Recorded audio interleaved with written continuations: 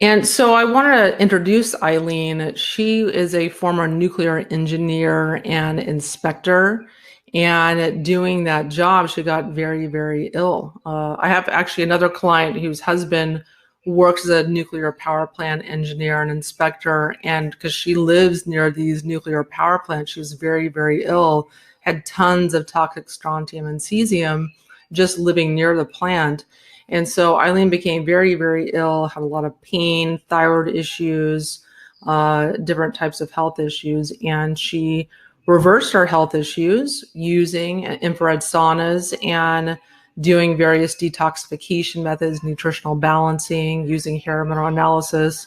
So she essentially, got very passionate about detoxification, much like I did with my own detox journey.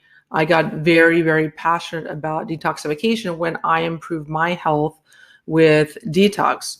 So Eileen, say so. Introduce yourself. Tell us your story. Yay, they can hear Hi. you. Hi, my name's Eileen, and I'm just getting this little setup here.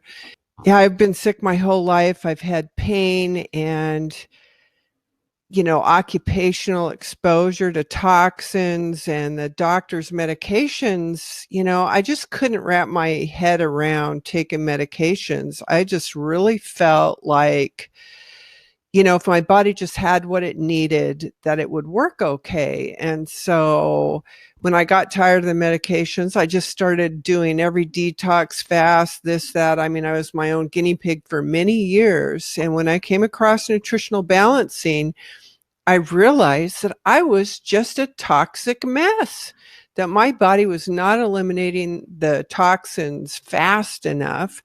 And so I started sauna therapy, first with a traditional and then a far infrared. And I was sweating quite a bit. And I thought, man, this is fantastic. This is helping. And then I heard all this buzz about the near infrared sauna and how it's better. And I was really skeptical at first.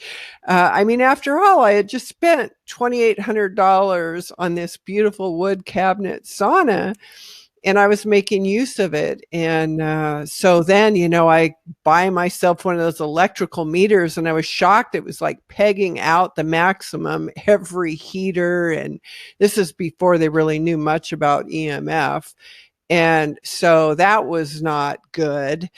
And so I was going to go on a trip with my daughter, and I thought, okay, now this is the chance for me to get a near infrared light panel so I could start near infrared therapy.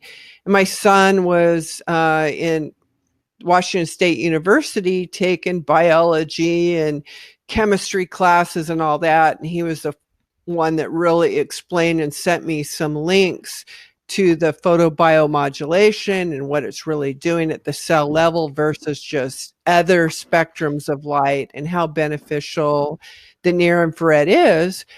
So I started, and I just started hanging it over a door to begin with before having like a canvas enclosure. And I didn't sweat really that much. The first day I sweat more, by day 2, a lot more by day 3. And then this overwhelming feeling came over me where I was just overwhelmed. It just felt so clean. I was so energetic. I rested so well. My pain was melting away. I was just amazed. And so then I never took a far infrared since. And then it's like, I didn't like this about that, lamp panel, or I didn't like this about a tent. And, because of my engineering and creating background, I mean, I taught blueprint reading and everything else. So I just go to sleep, and then I wake up with a better widget, in my mind. And so then I created them, and I prototyped and, pretty much perfected this system now where it works really well. Yes. Well, let's talk a little bit about, how to maximize people's sauna use. So we want to tell people how to get the most out of their infrared sauna. And you've come up with a lot of interesting solutions. Like, you thought a lot about using a near infrared sauna, how to improve a near infrared sauna.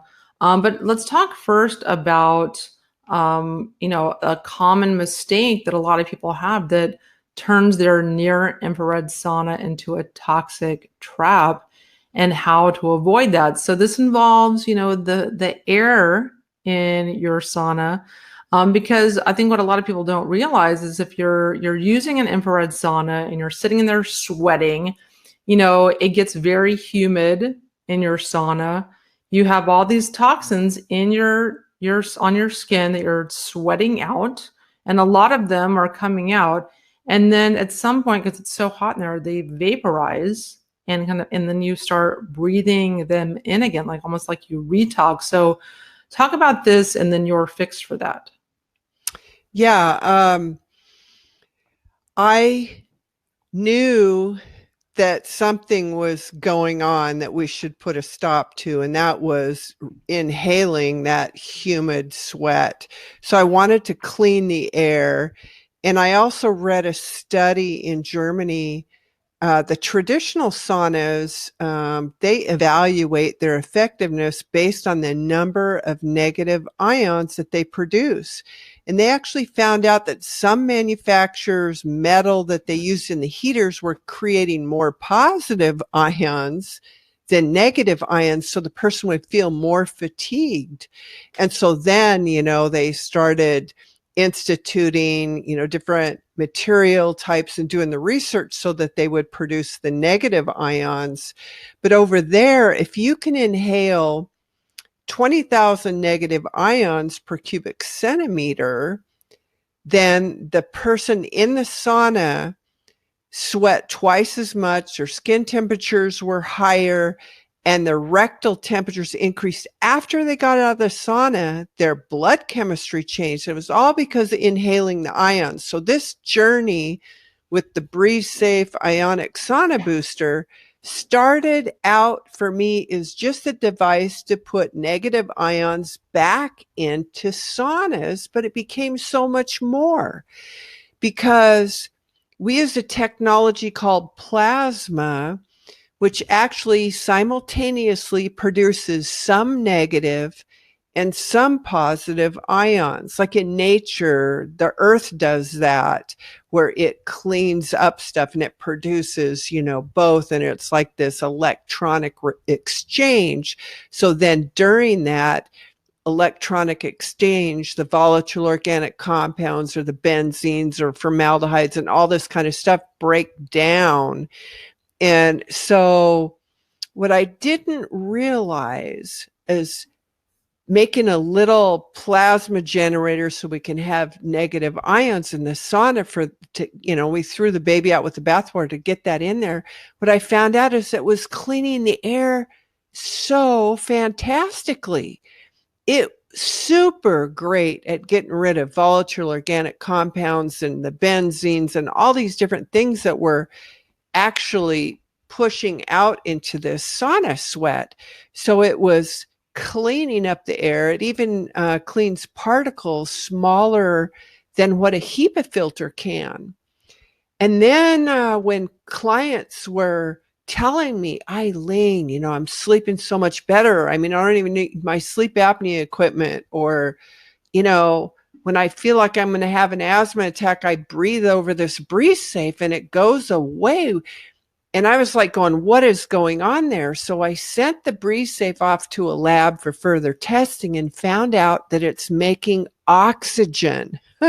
So it ended up being a new way that it's patent pending now to make oxygen. I mean, your background air, depending on whether you're inside or whether you're at the beach or in your car, I mean, there's anywhere from 15 to 20% oxygen. I mean, 15% is considered unhealthy. And so when you can have a device that pumps out 17% oxygen, that's increasing your background levels 70 to 118%.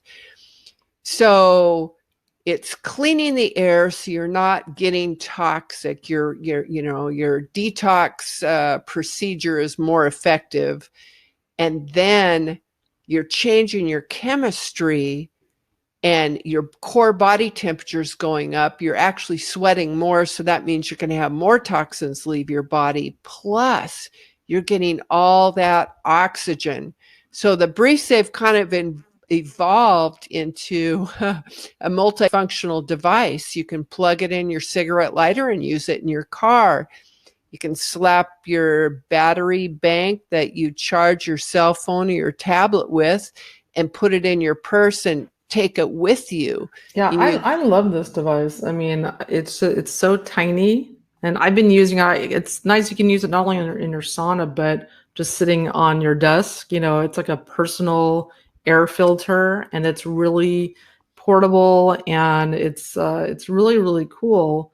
And it also I think I really like it not only because you can filter out the toxins in your sauna, but because it's so portable also. It's so tiny. And so this is just so neat.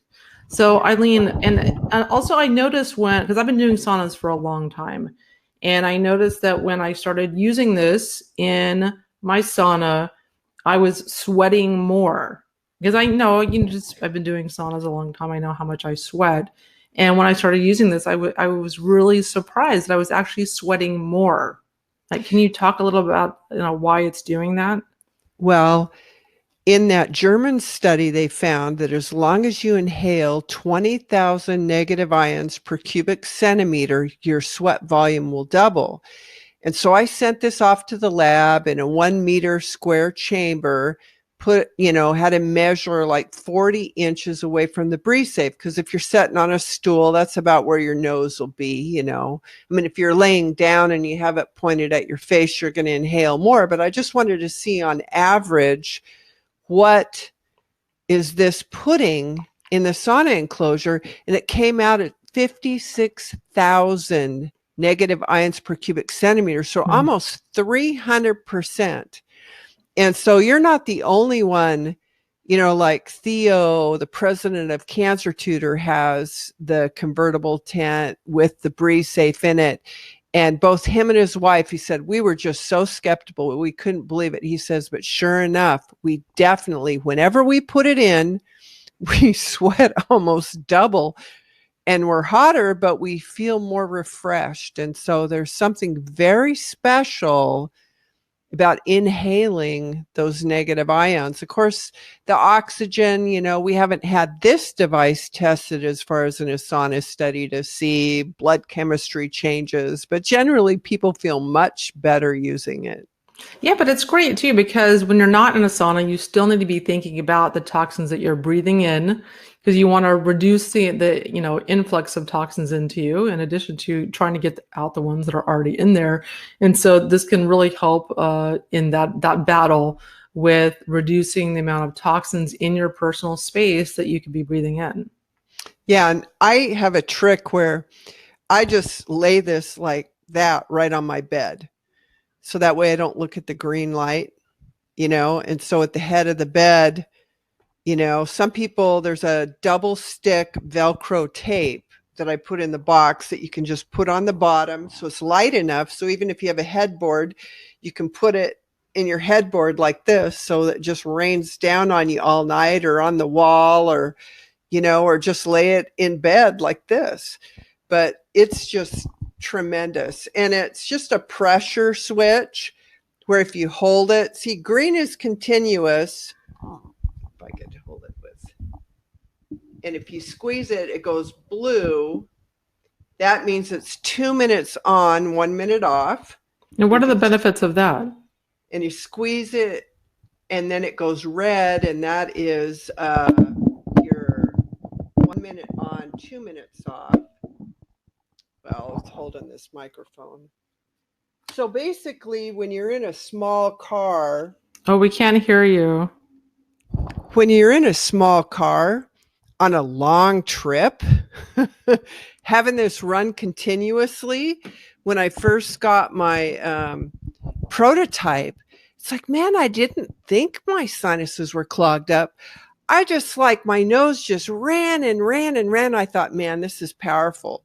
So even the chiropractor that has it in his adjustment room, for like the first week, I warned him, and he says, yep, my nose ran too. But then, you get used to it. And so some people, it might give them a powerful detox. And so I ended up just adding those settings. Okay, great. So let's talk a little bit about kind of the next issue regarding saunas that a lot of people are not really thinking about or they're very concerned about. So, and that's heating up your brain. So when Oh, you're yeah. doing an infrared sauna, you're heating up your entire body, but your eyes and your brain are particularly sensitive to being heated up in the saunas. So can you talk a little about that? Because Dr. Mercola definitely recommends like getting a sauna where your head's sticking out of the sauna, but you don't really need to do that. For me, I want to be able to detox the skin on my face and in my scalp as well. I don't want to miss those spots. So what is the fix that you came up with to prevent, damage to your brain? Well, for one thing is you'll be in this sauna half the time. So you're not going to be around sustained heat. However, the hair, it's like when I was taking daily near infrared saunas and, I go get my hair cut and they're going, man, your hair is just so brittle, but it's like on the ends. So it's like I was frying my hair. So I came up with the heavy organic bamboo cotton material. We actually had it custom milled. I mean, you can't sew more than 2 layers of it together with a sewing machine or you break needles. It's similar to the stuff they use for homemade diapers now, but theirs is a 70-30 mix. So this is 528 grams meters square, really thick, luscious, soft, organic material. And we put it in a hat that you can put on your head. So Yeah, I have one right here. I really, really like this invention because, if you put a hat like this on your head, infrared rays don't penetrate heat. So the I've actually put it material. backwards. You're not going to like that. So, but you put it on your head and I won't demo for it right now. But the idea is that, when you have clothing on, the infrared rays can't penetrate that clothing. So it protects your brain when it's on. And also, when your body's heating up, your heat loss goes through your head. So we're getting our core body temperature up really fast because of the tent panels. The healing rays cannot escape. At the speed of light, they're just rebombarding and exposing your skin. We have a sauna hat on, so that's protecting our hair and the immediate absorption of the near infrared into the brain, but it's also heating our body up, and then we're breathing those negative ions and oxygen which heat us up. So you don't even preheat the sauna. You get in, you turn it on, and for me at 20 minutes, I'm like, I really have to try to stay in there even 30 minutes because I'm just sweating so much. Mm-hmm. And Yeah. so you're not like my far infrared sauna. I would have to preheat it up for 30 minutes. The ambient air temperature was a lot hotter, like at 145, 150 degrees. And then I was staying in there for 45 minutes. Yeah. So Yeah. you're not going to be around. I still believe that having your whole body in instead of your head being out, because you're not going to get the sweat on. And, if you can get that deep sweat, you're going to have more heat shock proteins. You're going to have a greater turnaround on these damaged cells and toxins coming out. So, yeah, it's just a perfect combination to have that hat. Yeah, it absorbs sweat also, which is nice. So Yeah. let's talk about hydration. So, and mineral loss when you're doing an infrared sauna. So this is a big concern because you're sweating, and if you're doing an infrared sauna every day, which you should probably be doing one, at least 3 to 5 days a week, and some experts recommend daily. You're losing a lot of electrolytes, and people are mineral deficient already. So let's talk about some of the ways, some of the surprising ways that you can hydrate before and after your sauna, and why most people get this wrong. Um, I recommend always spring water. A lot of people will do the wrong kind of water that rips minerals from their body. But if you can do spring water, but also there's a product that I came across now that I have made. It takes almost 4 years to make, and it is mined sea salt, so it doesn't have any microplastics or anything like that in it. But then it's debrined and shade, and then it's raked and sprayed and washed for like 3.5 years. And they add all kinds of herbs and secret ingredients that have been used actually for thousands of years. And then it's put in a special pot and burned under high flame for days. And so it's not the 9-time roasted bamboo jade. It's not the high mineral Japanese salt, but it is healthy salt, and it's 25% minerals. I mean, all the other salts out there are like 1%, or Himalayan is 0.8%, not even 1% minerals. And then the pH is 10.72. So the beauty of this is the outside of your cells are like an ocean, and it is supposed to have a higher pH than the inside of the cell. And now with the discovery of the fourth phase of water, EZ water, they know that this water takes on a negative charge. So it's another way that your body can store and then utilize energy.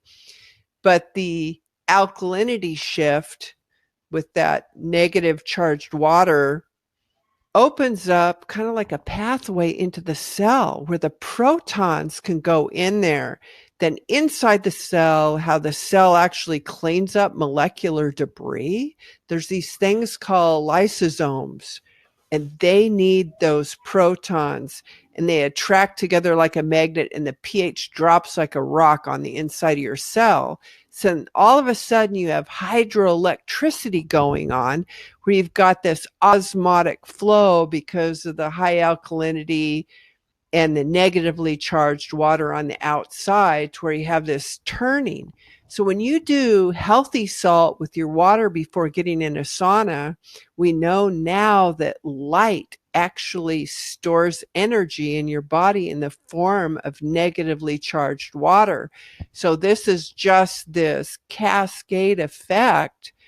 And there's been some geneticists and mineral researchers that have documented that for our DNA to express themselves, we've got to have at least 49 minerals. They all agree on that. There's quite a few of them that say we need another 10 more. So you just can't get 59 minerals from any of the supplements, on the market. I mean, I know Wendy recommends using kelp, but healthy salt is another way to help you detoxify, because when you've got that huge exchange going on with the alkalinity shift, the lysosomes then can clean up all the molecular debris in your cells. And then with 25% minerals, it's like your body thinks it wins the lottery. It's like all new car parts, are getting Yes. Yeah, flooded because in. minerals are the spark plugs of the body. We have to have them to function. We have to have them to detox and replace the electrolytes we're losing when we're sweating also. Right. So that's just a awesome hack, to add healthy salt. And we have the pH test strips and the 14 panel, so you can see if your specific gravity's high, if you're dehydrated. You can test your liver function and so many other things, and then monitor, if you had that cup of coffee, you might need to be a little bit more alkaline and get those minerals in there, and you can kind of monitor what works best for you. Yeah, But I love this definitely, stuff. So it comes in like a little jar like this. And I mean, this will probably last you at least a year. So, nah, probably not a year. There's 238 servings in that okay. jar. Yeah, I And don't know. I feel so, like I'm putting so much in my water and I haven't even made a dent. And I mean, I've had this for at least a couple months and I'm just right. not even making a dent. I'm putting a huge pinch in every glass of water that I drink. And I feel like this is going to last me forever.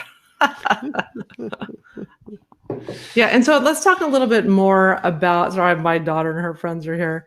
So let's talk about how exactly that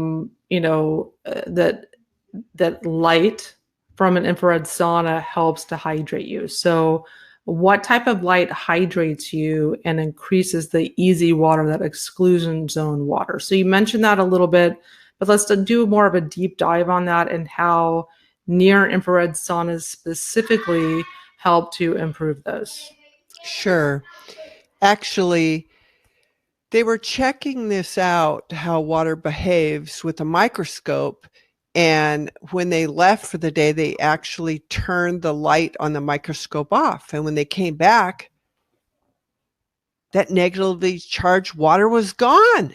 You're like, what's going on? And they turned the light back on and then it grew.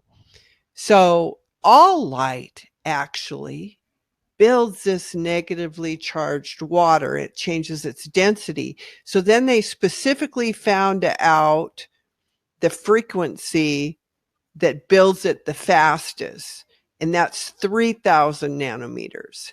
Now, the neat thing about an incandescent heat lamp bulb sauna is you're going to get frequencies from red light clear through far with a peak in the near infrared range. And so the heat lamp bulbs are creating negatively charged water in your body. That's why you're also feeling more energetic. And that's why you're going to, it's just like that switch. When I went from far to near, it's like this overwhelming feeling of cleanness, of energy. And now I know why. It's that EZ water. It's a new form of energy. We eat to have food. The near infrared causes our mitochondria to make more ATP, but now we got this denser gel water carrying a negative charge. This invention, this discovery, is going to change our world because now they found out they could just take water, put a negative electrode and a positive electrode, and shine light on the water and extract more energy than it took to shine the light on the water. We're going to be able to make electricity out of water because of this. This is just phenomenal. So you can imagine how great your body's going to feel when you get this light shining on you. Yeah, and I love how near infrared saunas imitate the spectrum of the sun. So if you are one of those people that get depressed when it's cloudy outside, or live in an area in northern latitudes where you don't get a lot of sun, and you need to make vitamin D and whatnot, you can go into an infrared sauna and get a lot of the benefits of sunshine. Right. Yeah.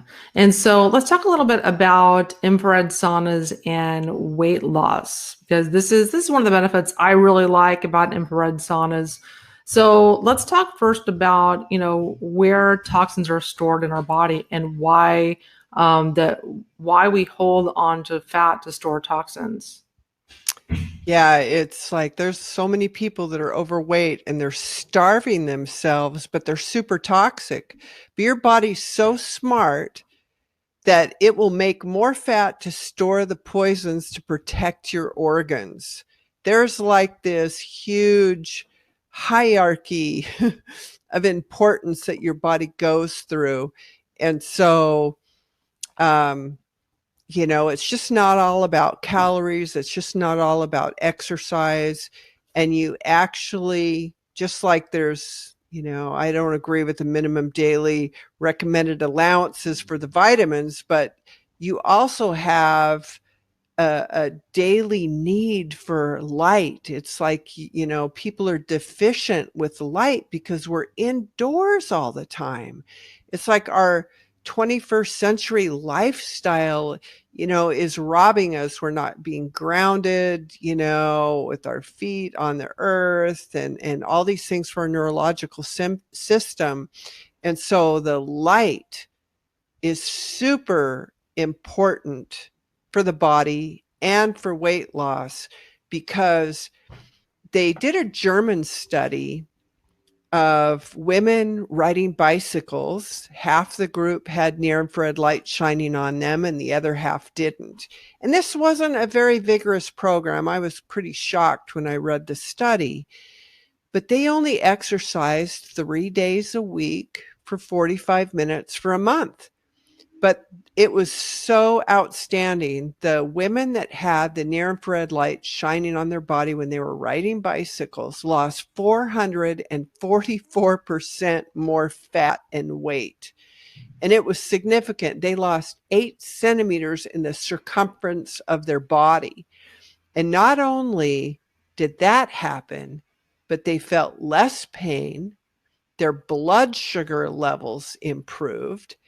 I mean, it's just like, I'm doing the math here. It's like, okay, do I want to exercise 4 times without near infrared light, or do I want to exercise once with it?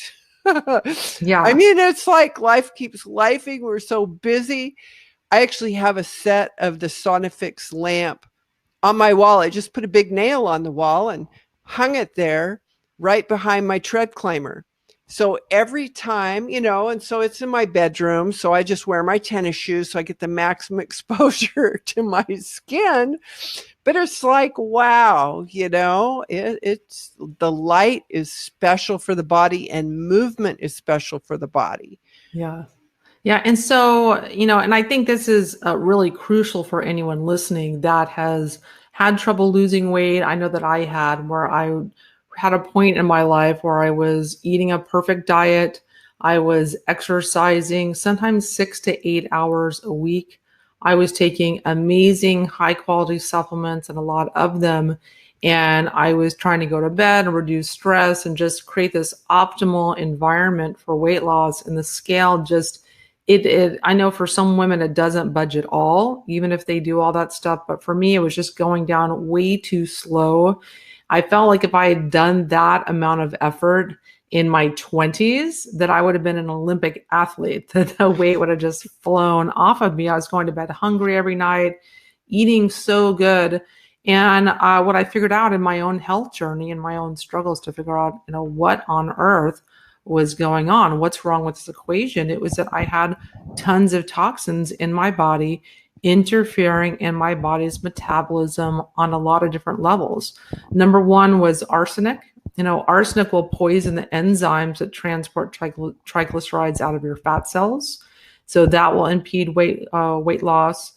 There's lots of obesogenic chemicals that mimic estrogens. Obesogenic chemicals produce more fat cells in your body. They take stem cells to produce more fat cells. A lot of different toxins work against you in your efforts to lose weight. And so infrared saunas help to get those toxins out, and not immediately, not right away, but help to dramatically increase weight loss. But when you're in a sauna, you're kind of doing this passive exercise.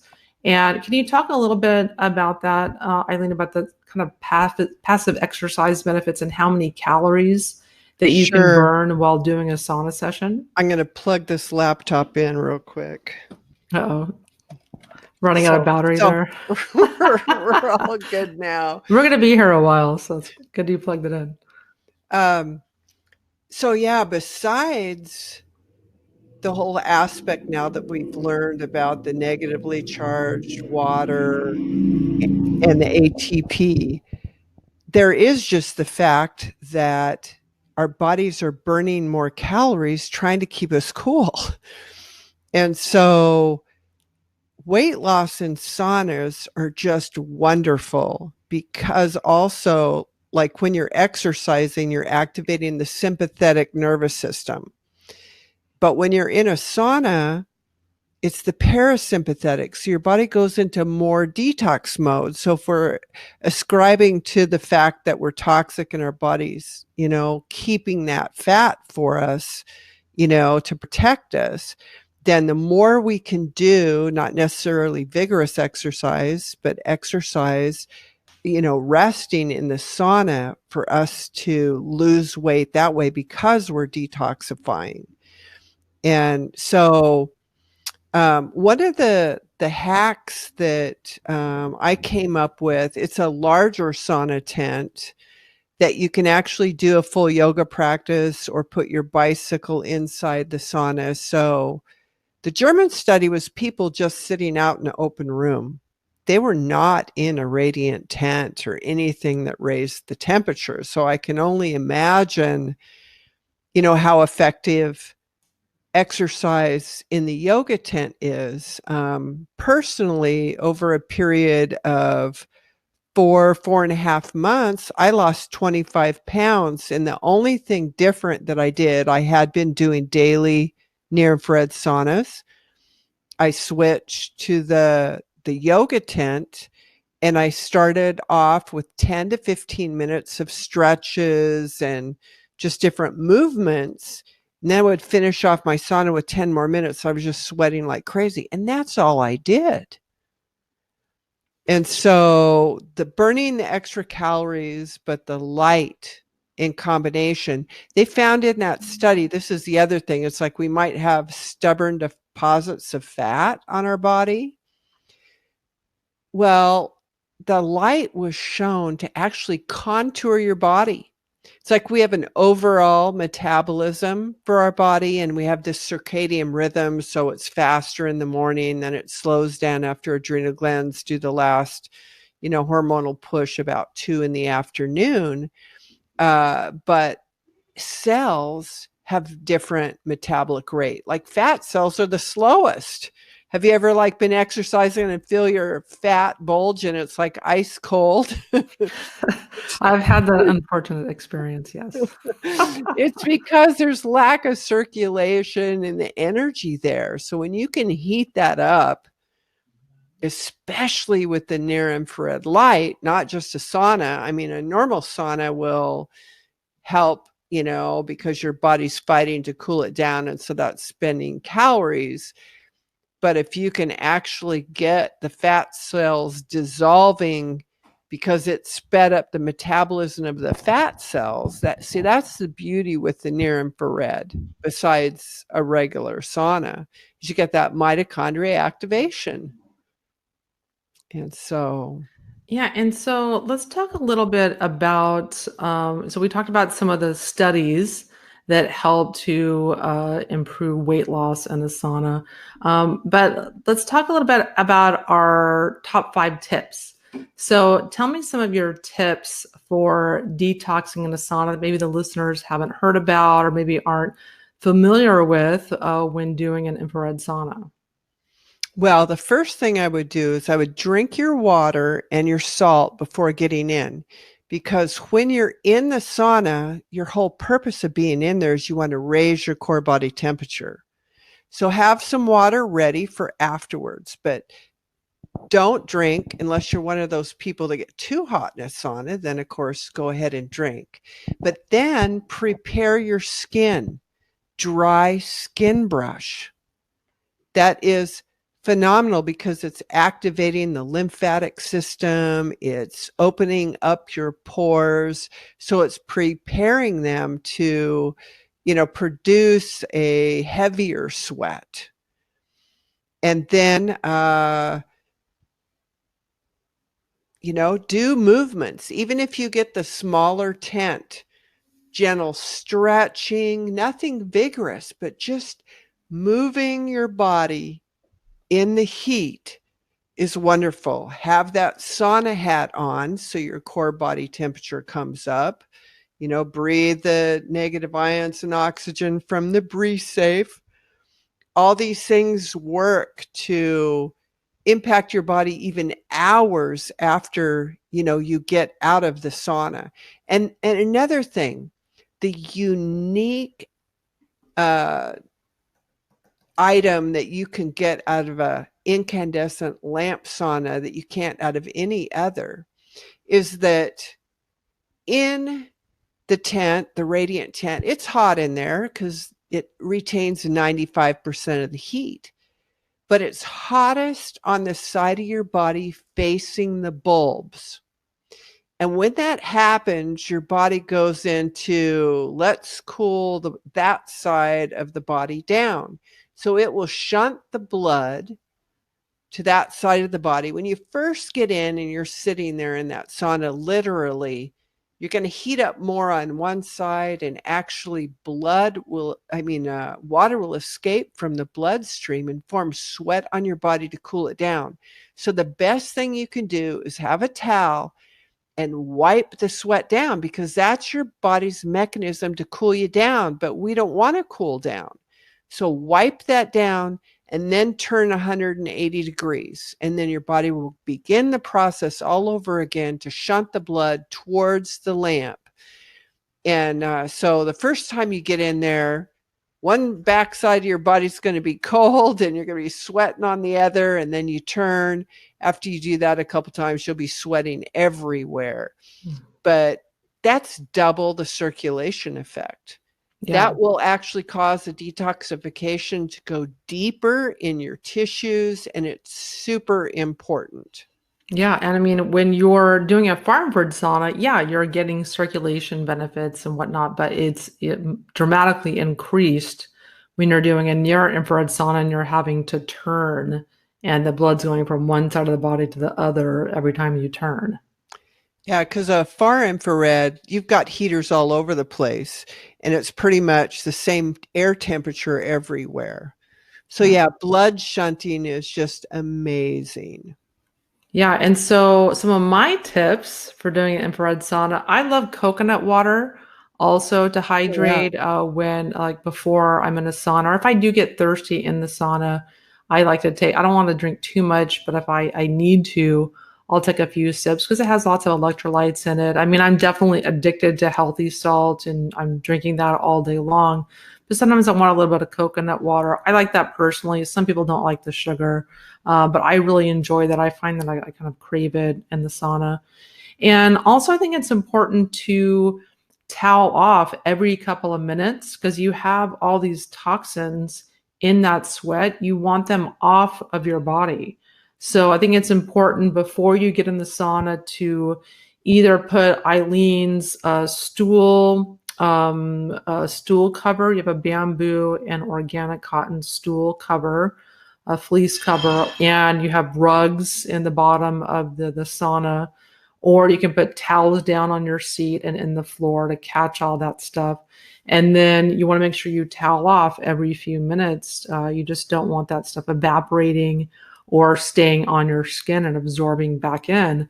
And it's important as soon as you get out of the sauna, you want to do that 50-yard dash to the shower and shower off as soon as possible because you dry off really fast. Like if you get out of the sauna and kind of lay down for a second, it all dries up and just will go back into your skin. So I think it's important I run to my shower as fast as I can.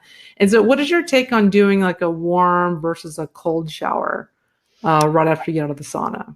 I've been doing some reading on that, and so I take a cold shower after doing my sauna. I haven't been officially diagnosed with Lyme disease, but as many ticks as I have been bitten with, and when my grandmother died, and different stresses, I was really going through it. And then I implemented a few things for the Lyme disease and really got serious about always taking my near infrared sauna, and I could tell a huge difference. But one of the groups that I was reading about is the only thing that they do to like get over Lyme disease is do the cold showers, do the hot to the cold. And it's so fantastic on the immune system. So yeah, I just immediately jump into a cold shower afterwards and, wash off. I even have a ozonator that senses the water flow. So I'm actually taking a ozonated shower that's putting, that's breaking down all the bad stuff and putting extra oxygen in my body. And then I gradually get it warmer and, after a couple minutes. So Oh, I'm that's definitely a believer in the cold shower. yes. Yeah, and that'll help you burn more fat too, also, if you're doing the cold shower right after the sauna as well.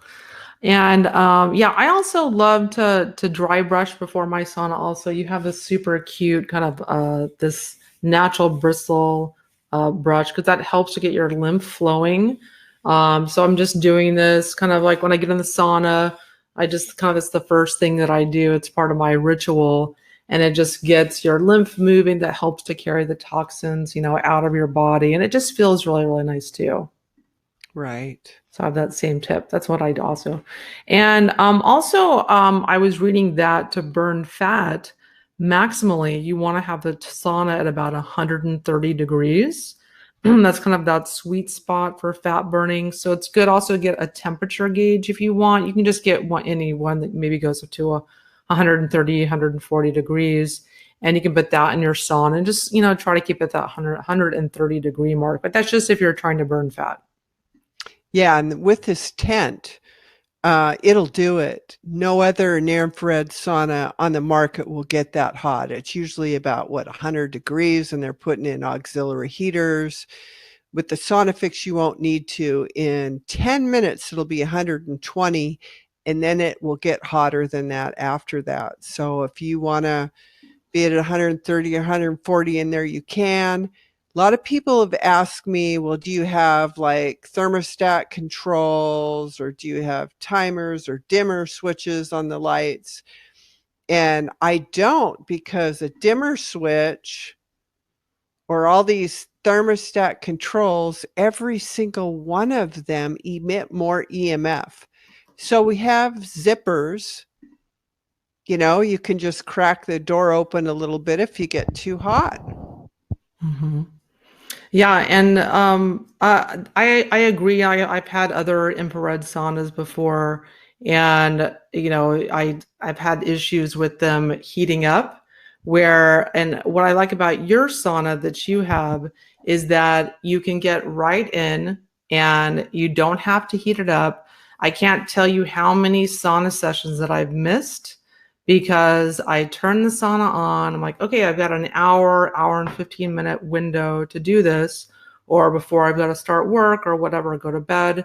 And I turn on the sauna and then I forget about it. I get distracted or whatever, and I miss my window of opportunity.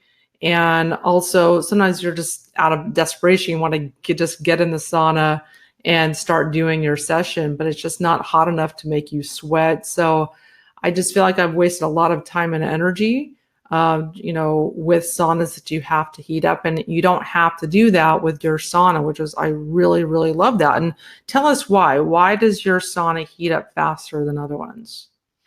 It has to do with the radiant material for the tent, but also the insulation value.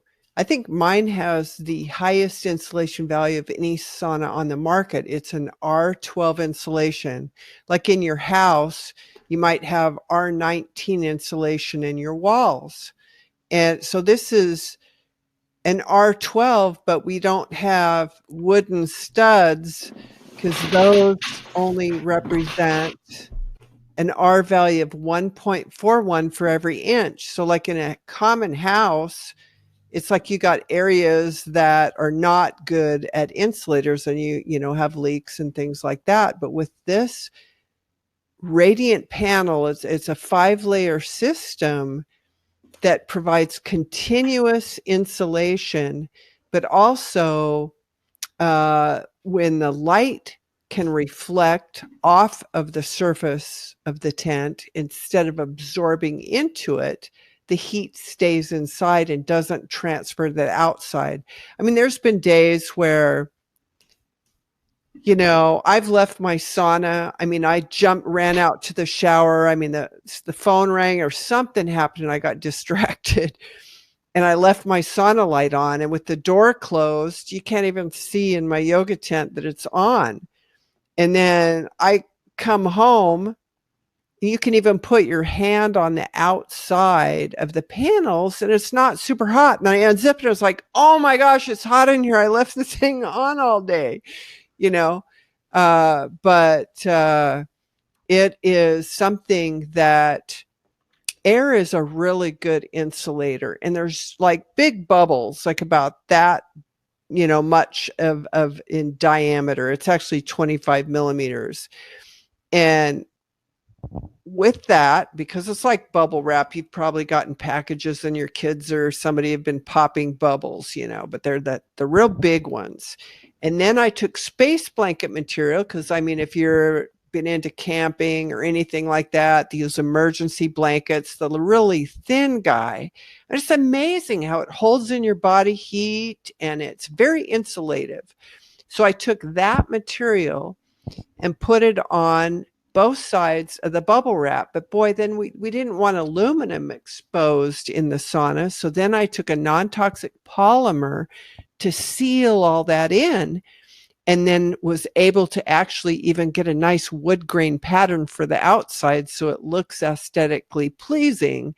But the inside, I left the silver color because even people who are claustrophobic, with the light in there, it just feels so roomy that that they don't have a problem then. And so with these panels, I wanted to seal off the cut edges. Of course, we had to, have a way to attach zippers. And so I got organic cotton webbing. And so we sew that on to completely encase and seal everything. So the panels are like totally non-toxic, super lightweight, but they hold in 95% of the heat. They even have a Class A fire rating. So it's super, because the other near-infrared saunas on the market that use canvas enclosures, you're really limited in size, because if they made them any bigger, I mean, right now they can only get up to 100 degrees, but if they made them any bigger, it would even be less of a temperature and it wouldn't even be like a sauna. So with the radiant panels, I was able to make the tents roomier. I mean, I'm 6 foot tall. My son is 6'5", and you can stand up, because some people have back problems. They can't sit, they can't lay down. So I wanted to cover all the customers' wishes, because I've been giving all this feedback for years, because I had a smaller 4 foot by 4 foot by 5 foot. You were forced to sit down in this tent. It only had an R4.5 insulation, so you had to preheat it. So the new tent, you don't have to preheat, and that is because of the insulation. We're maximizing the effectiveness of air and the radiant surface of the tent. But now we can make it larger, so we can flip that thing.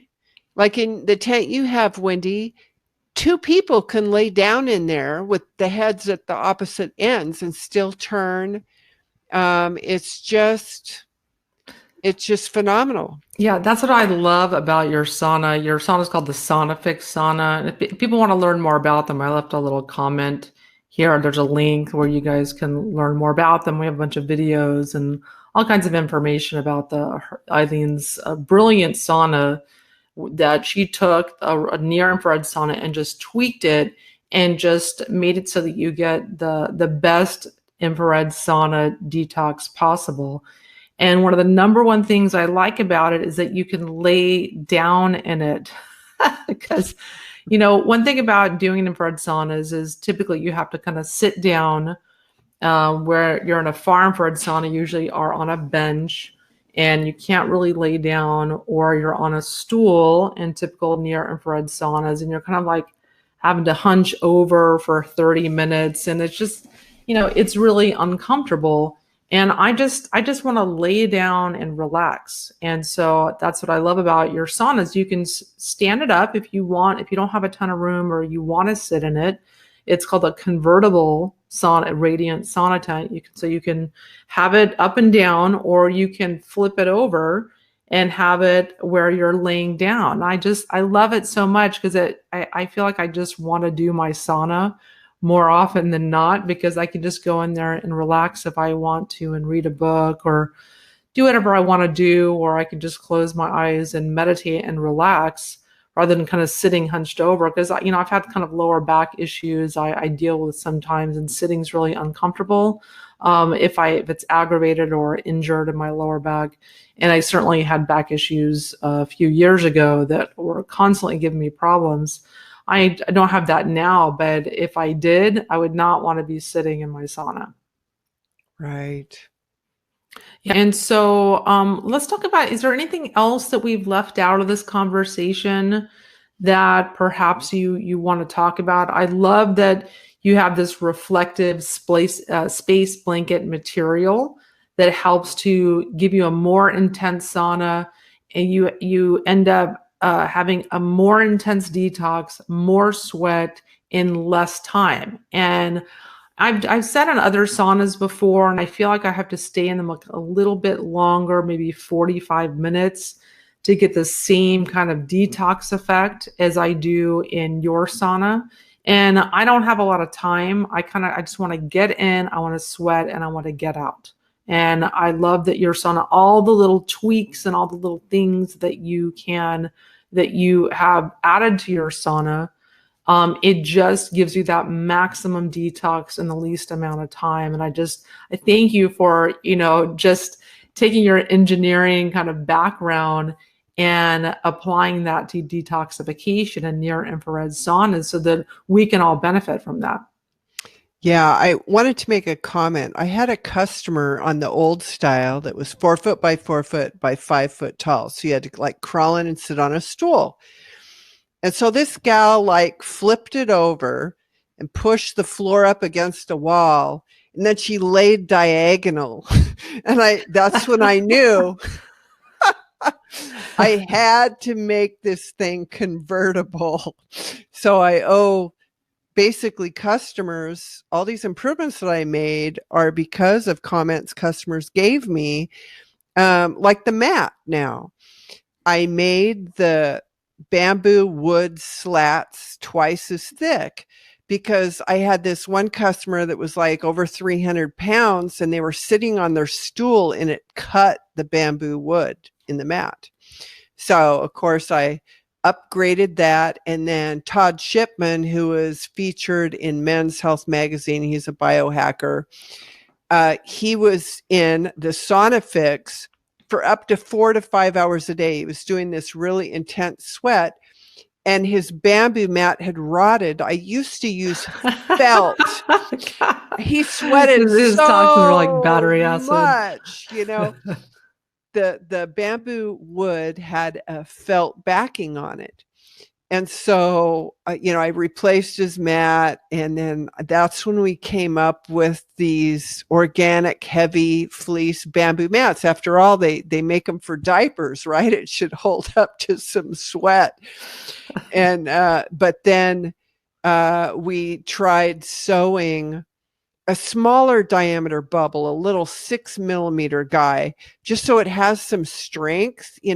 Standing on that, you're going to probably pop some bubbles, but it's not going to affect anything. It's still going to give that radiant, and it's not going to absorb moisture, even if you do get the bamboo wet. So based on his experience, most people aren't going to be in the sauna 4 or 5 hours a day and sweating rivers, but the bamboo mat has been improved.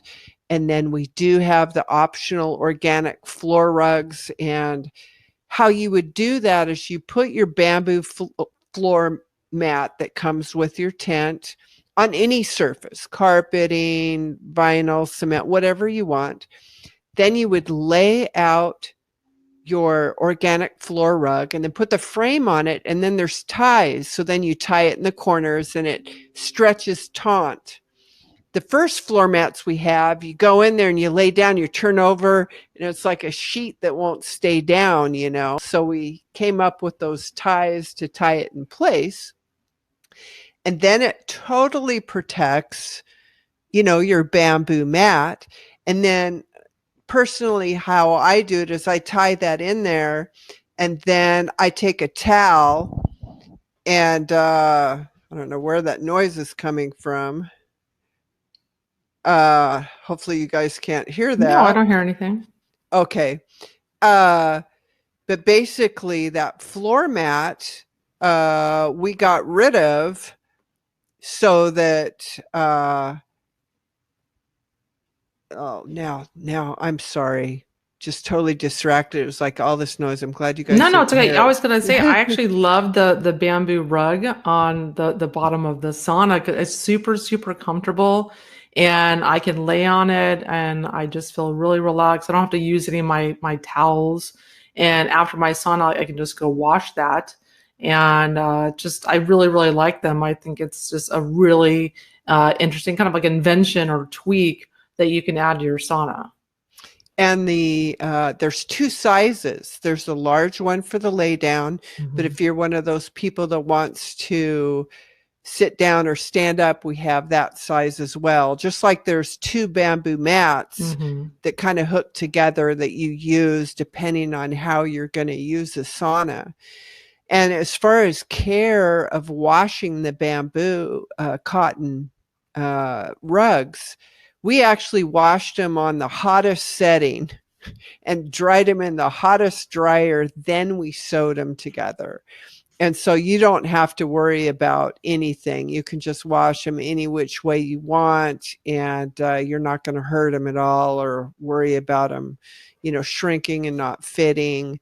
We do that with all the material, the sauna hat, the little stool cover for the stools. And so, yeah, that organic bamboo cotton, again, cotton, oh my gosh, 94% of cotton in the United States is GMO ready.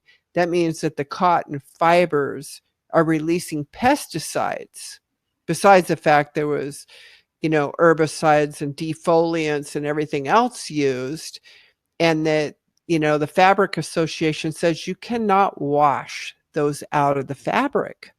You know, it's actually part of its DNA, so to speak. And so we don't want to heat up GMO fibers, because those are actually the pesticides and herbicides and defoliants are what they call subvolatile organic compounds. And when you actually add heat to them, they actually recombine into volatile organic compounds that are more carcinogenous. So besides, you know, us sweating out stuff, we don't want our enclosure to be contributing to our toxicities. Oh, and the other thing I want to mention, because a lot of people ask, well, how do you clean the tent? Well, I leave my breeze safe in there. I have one just for my tent because, you know, it'll actually sterilize and actually clean the whole thing just by leaving the breeze safe on in your sauna. But the beauty of it is the surface of the tent panel is smooth. It's not porous. So you can imagine cotton, how, you know, if it was really in high humidity, it's going to collect all that. So like when you sweat in a sauna, all that collects and stays in the cotton fabric. So then when it's reheated, it's actually redistributed again. And so for me, something that has a porous surface is not a good sauna material. Yeah. Yeah. And going back to your earlier comment about the genetically modified cotton and toxins being emitted by your sauna, you know, there's a lot of companies that make canvas tents, or they have other fabrics to make the enclosure. You have to be very, very careful. They need to be organic. But also wooden saunas, if you get you get what you paid for. If you get one of those cheap far infrared saunas from China, those can have particle board, they can have glues, they can have other parts in them that off gas in your sauna. So you have to be very, very careful to make sure you make a good choice and you do not buy on price. And I want to make another comment about there's a lot of like little cheap saunas on Amazon that they're like these little enclosures that you zip up, kind of usually made of polyester kind of fibers on the outside, and your head sticks out of them, and they're usually like $200 or $300. And the issue with those is those have they have panels inside them that heat you up, and they do get hot, but they don't have the far infrared in them. You might get hot, but they don't have that infrared energy, or they have very, very little, not enough to give you that really productive detox sweat. So I think you have to be very, very careful also about those, like I said, the range of $300 price point infrared saunas that you see on Amazon. Yeah, and then a lot of those have high EMFs as well, so they haven't been very well thought out. And then I always wonder, because in America we don't need the ROHS certification.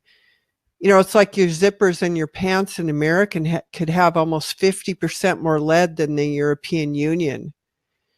And so you got to think about these, apparatuses that you buy, what they contain. It's like the zippers on the Sauna Fix 10 are ROHS certified. They're the heavy Y10. You don't have to worry about toxins, coming off of the zippers. And I mean, even infrared sauna bulbs, even the components on some of these bulbs, these cheap Right. bulbs that some of the people are buying them from Home Depot or whatever, those can even off gas toxins as well. They're just these cheap bulbs from China. They get hot, they emit chemicals off of them. Right. So you want to have bulbs that are CE and ROHS certified. That way you know that it's ultra low, ultra safe, because when you're heating that up, the hottest part of that light fixture is right where that screw tip is on the bulb that screws into the socket. And so that gives a real high temperature there. And so you definitely want to use some good bulbs. Yeah, and so in the Sauna Fix sauna, you use TheraBulbs, and tell Right. us about those and how those have more benefits over and above typical near infrared lamp sauna bulbs that most companies use.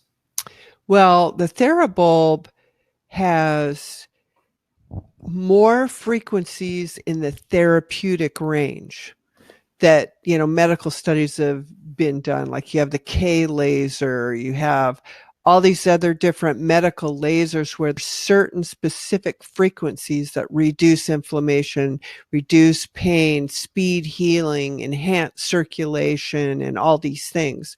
So when you can get a heat lamp bulb that has more of those frequencies than the other brand and is the only brand that has the CE and ROHS certification. I mean, I tried to contact Havel's and Philips and some of these other brands to try to get, the certification and all that kind of stuff, or more information about the spectrum of light that they release, and they just don't have the information. And so, it remains to be seen whether they are safe or not unless they can produce the testing to prove otherwise. And I had a customer who was a medical laser rep. She bought a sauna, and this is before I knew better that the TheraBulbs were the best.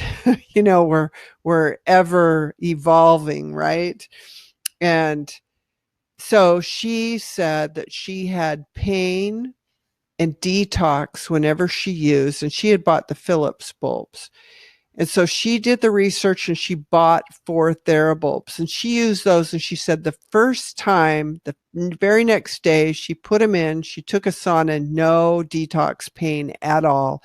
And she felt more energetic. That's when I bought TheraBulbs and started using them, and, became a fan because of how great they made me feel. I mean, I didn't have pain or detox, but I sweat faster because it's got that more therapeutic range that causes our mitochondria to make more ATP. So yeah, that energy creation is going to increase our body's heat. It's actually going to burn more calories for fat loss, and we know that they're safe.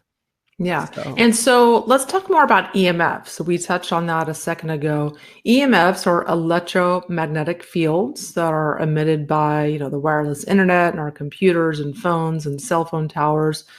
We are bombarded with these frequencies constantly. So we don't want to add more of those to our body that are acting upon our body when we're doing an infrared sauna, when we're trying to do something that's healthy for our bodies. So talk about the EMF output of a Sauna Fix sauna versus other near infrared saunas versus a lot of far infrared sauna brands.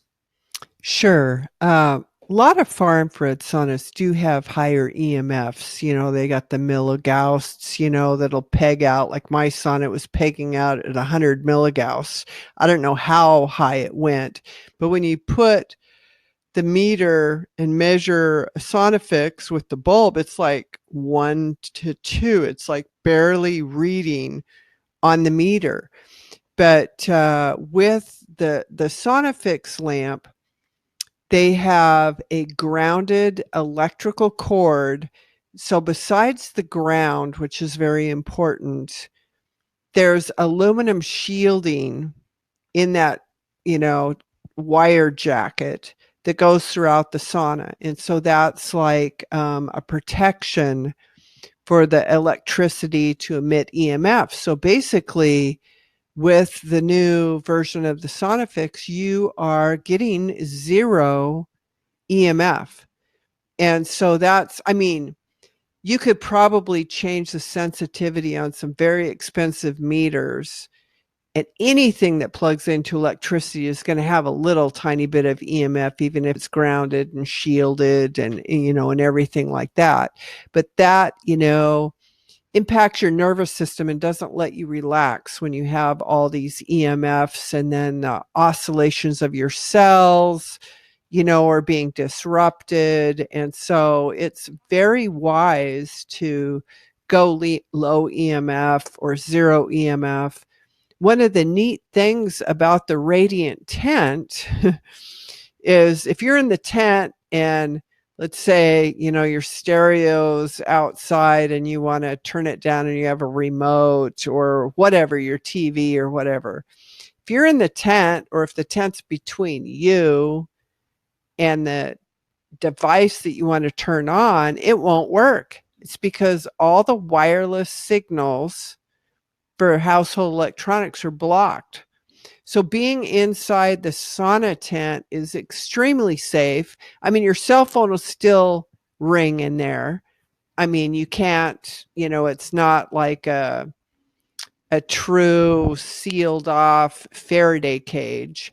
I mean, if there was something, like the government has that, no cell phone signals, nothing could get through, that'd be something else. But it gets rid of most of it. So anything that plugs in your house, those frequencies won't reach you when you're in the tent. And unlike a canvas tent, you're going to have, even if you have your frame grounded or different things like that, things are going to penetrate through canvas, where with a solid, basically 2 layers of space blanket material that's complete aluminum, is just complete shielding for the EMF from the household electronics. Yeah, and that's such an important benefit because we know that the EMFs act like stressors on our body, and you have to be relaxed. You have to be in a parasympathetic nervous system state or mode in order to maximally detox. So that's the kind of part of the nervous system we need to be in to digest and to relax and to detox. So we want to just remove as many of those stressors as possible to maximize our detoxification. So there's just so many different ways in using a Sauna Fix, that you've thought about all these different aspects that are roadblocks to detoxification with an infrared sauna. So if you guys want to learn more about Eileen Sauna's Sauna Fix saunas, there's a link here that I posted, that I broadcast to everyone in the room. So why don't we get to some questions? So there are lots and lots of questions while we've been chatting away. Can you see the questions, Eileen? Can you see them? I'm No, not sure if you let's can see them on see. your end. But if not, I'll just go through them here. They're not displaying. No, they're not displaying. Okay. So I'll just read through some of these messages, some of these. So which sauna will be best for really heavy brain fog? Can you talk about brain fog? Um, well, unless a person really has the room and wants to do exercise, I would do the convertible tent, the bundle, the health bundle that Wendy and I have put together, uh, because it's going to allow you to go in there and begin to get near infrared therapy. And, you definitely, I would recommend getting a hair analysis with Wendy to see, how your blood sugar levels are doing, with the brain fog. So you might need to have a snack ready to go after you eat do your sauna, so you can eat that, because any kind of sauna is going to affect your blood sugar. And then we'd want you to relax afterwards. But with somebody with like severe brain fog, you might have to start off with maybe only 10-minute sessions and work up from there, and make sure that you are hydrated well, and that you're able to eat, the right kind of food. With the hair analysis, we're going to know whether you need a little more fat or a little more protein rich snack after you get out. But yeah, definitely the sauna is the elixir for just, about everything, just because of all the chemicals. Wendy put some information up there about all the chemicals we're exposed to and what's in our body. And that's really like a junkyard part. It's like, if you had a car and the air conditioner wasn't working, your alternator wasn't going, you could maybe, and your battery was dead, you could jump your car and you could drive it without lights, but it's just, not functioning normally. And so, when you've got this brain fog, we just know that there's some malfunctions going on, that this is going to help at a deeper level.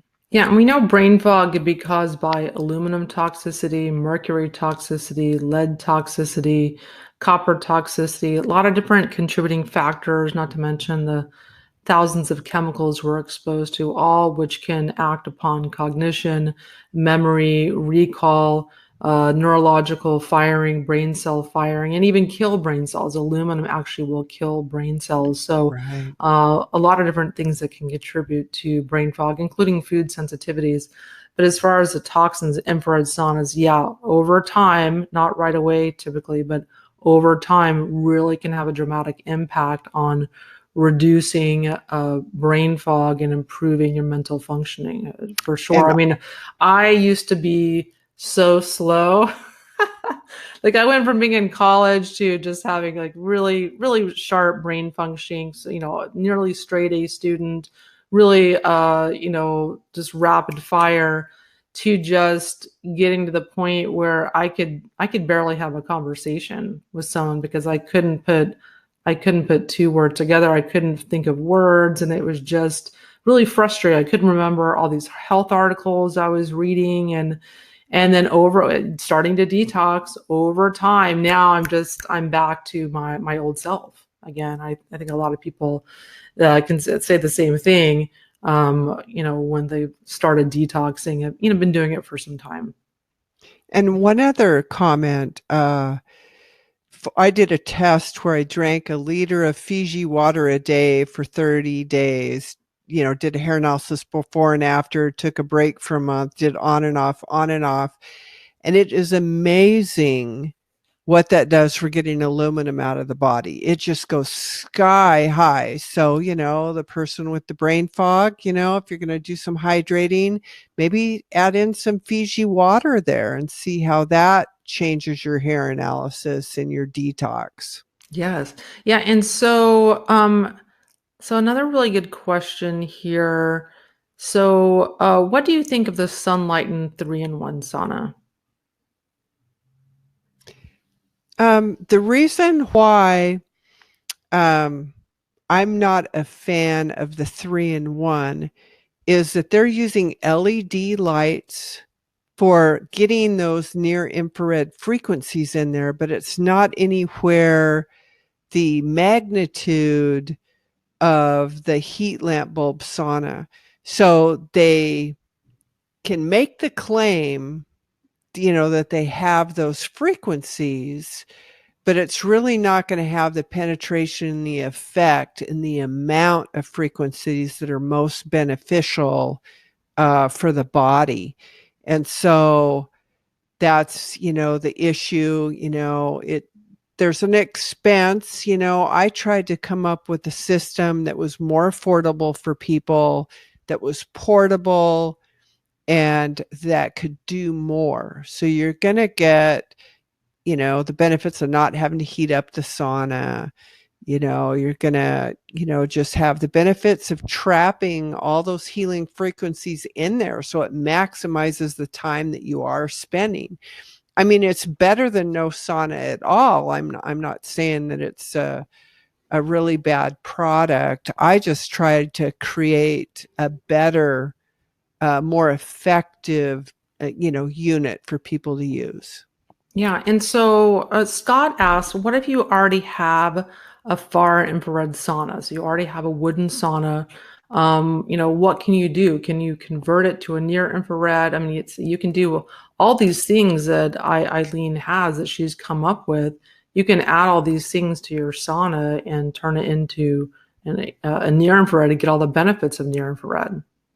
Yes. Actually, my parents, they had a little bit larger sauna than I did, and it was newer. And so what we did is we just hung a set of lights, the sauna lamp fixture inside their enclosure.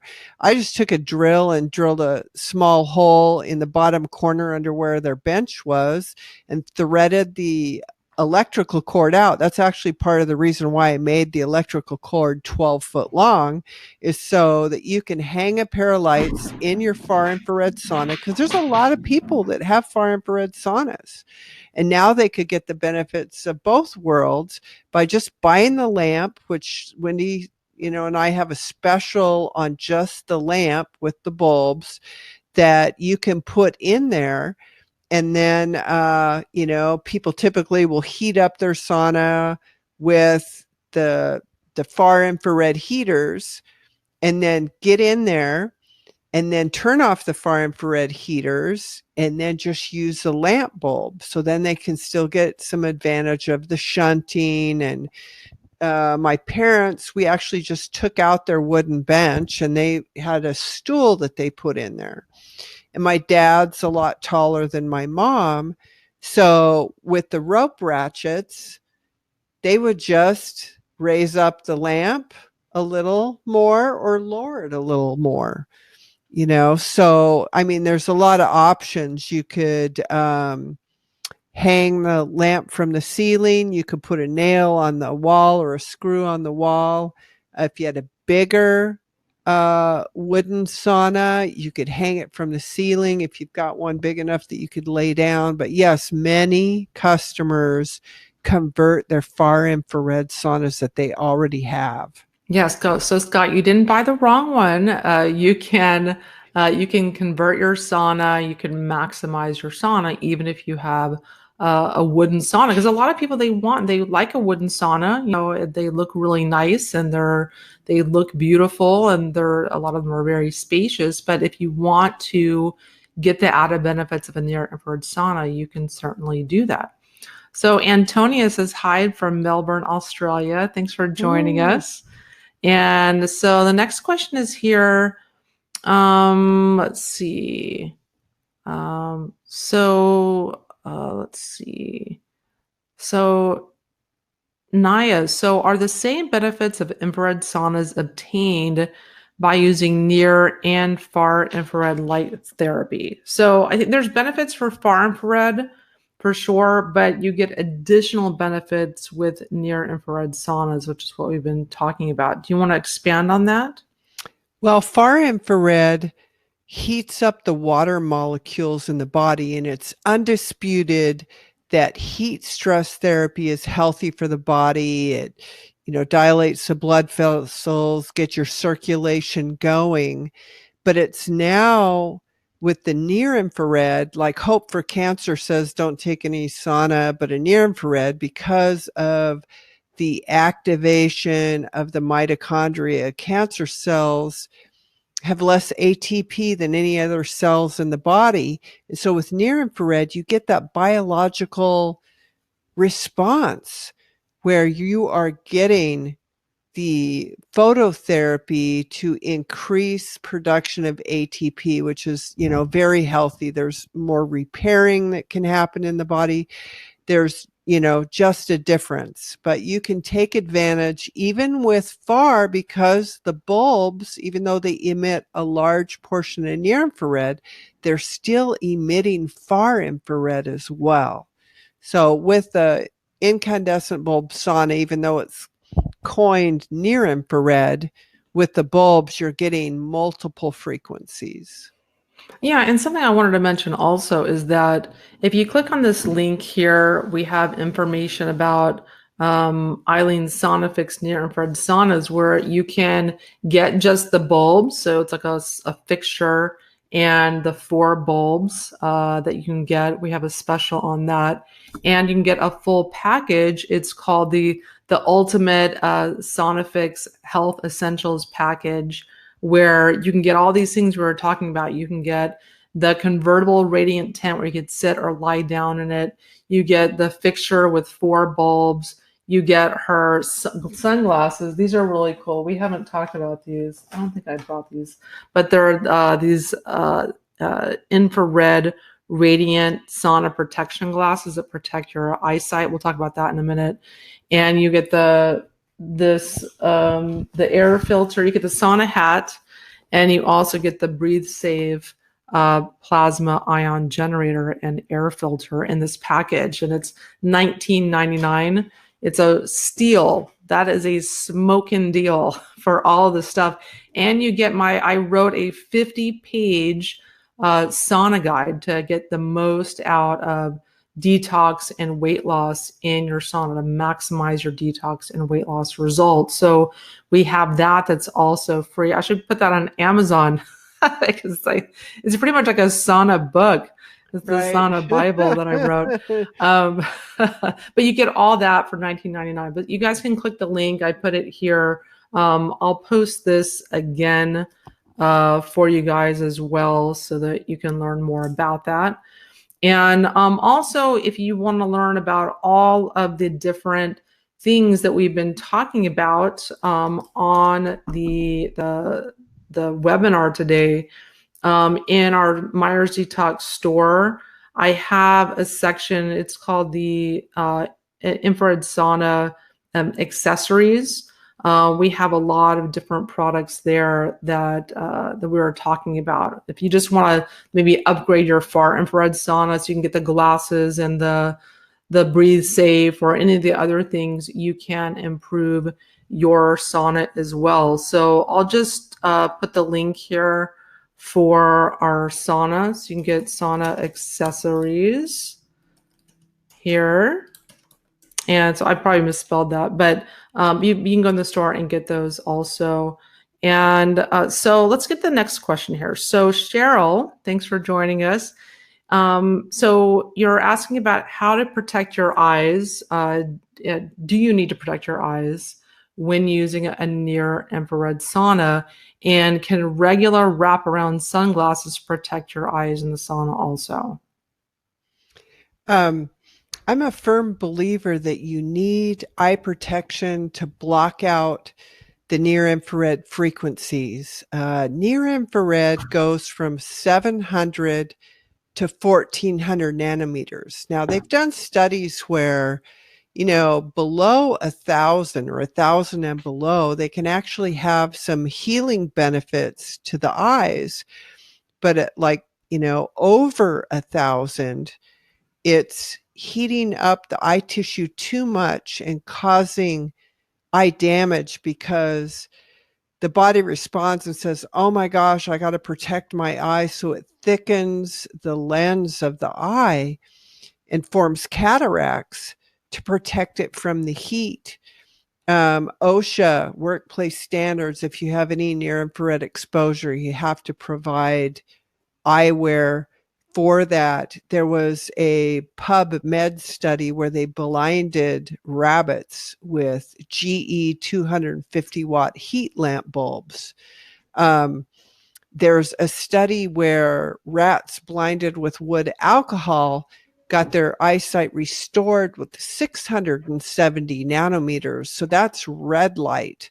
Now, a heat lamp bulb does have red light, but I'm looking at the rabbit study. If there was enough of that frequency in there, the rabbit shouldn't have been blinded.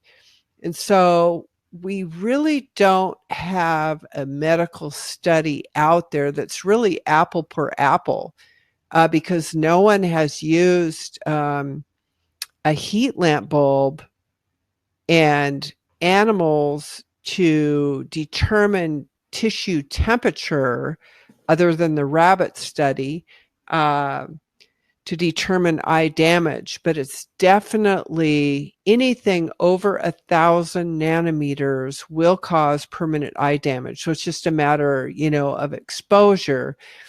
And I had sold a sauna to an OSHA inspector, and he sent me all kinds of information, and I was actually horrified. And so I wanted to try to find some glasses that I could wear. And when I did the research of exactly the nanometer range of sunglasses or welding glasses or other laser glasses, I found out that nobody protected 100% of that range. So I actually contacted a company, and we had the FDA testing, and it was going to cost $300 a pair of glasses that was ground out of glass, just to protect that range that was harmful.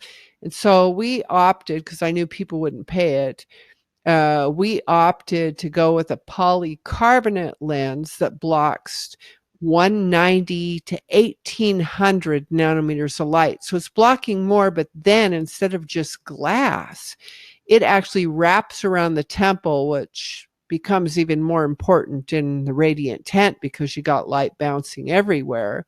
So it thoroughly protects the eyes, and you could wear it over reading glasses. However, all the other glasses out there that I know of, the sunglasses, some of these other medical laser glasses, they don't protect 700 to 1400. You'll see the ranges of protection, and then you'll understand what I mean. You definitely want to buy a pair if you have near infrared incandescent bulbs, in your sauna, to protect your eyes. I mean, we only have one set of eyes. Yeah. And you don't want to take any chances. I mean, it's not worth it. And, I just think you want to err on the side of caution. Why not? Because when in our conversations, you talk about how your eye and your brain tissues heat up faster than the other tissues. And when your eyes are exposed to this heat stress, it can thicken your cornea, which is essentially cataracts. So if you are planning to use an infrared sauna for life, you're better off protecting your eyes and just erring on the side of caution. And the package that we have include those glasses. Yes. So if you get a package, you get those also. But if you're so you already have an infrared sauna and you want to get some of the glasses, or you have whatever sauna you have, I'll put a link here to the sauna protection glasses, so you guys can check those out as well and learn more info about those. So let's talk a little bit about, let's see.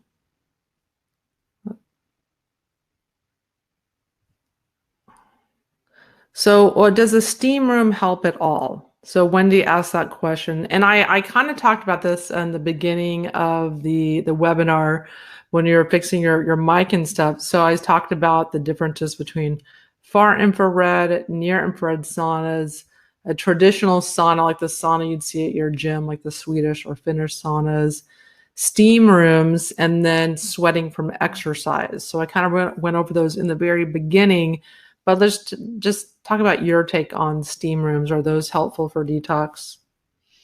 Well, first off, the water that's supplying those steam rooms probably is not purified and has chlorine and all these other chemicals in it. So, I mean, if I was to build my own, it would be a purified water source.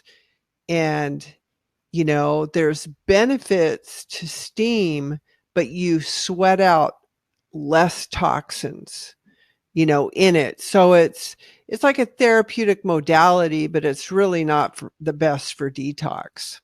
Yeah, that I hadn't really thought about the chlorine and fluoride vaporizing and you breathing that in and the steamer. I never liked those. I feel like I go in, I'm like, like I feel like I can't breathe.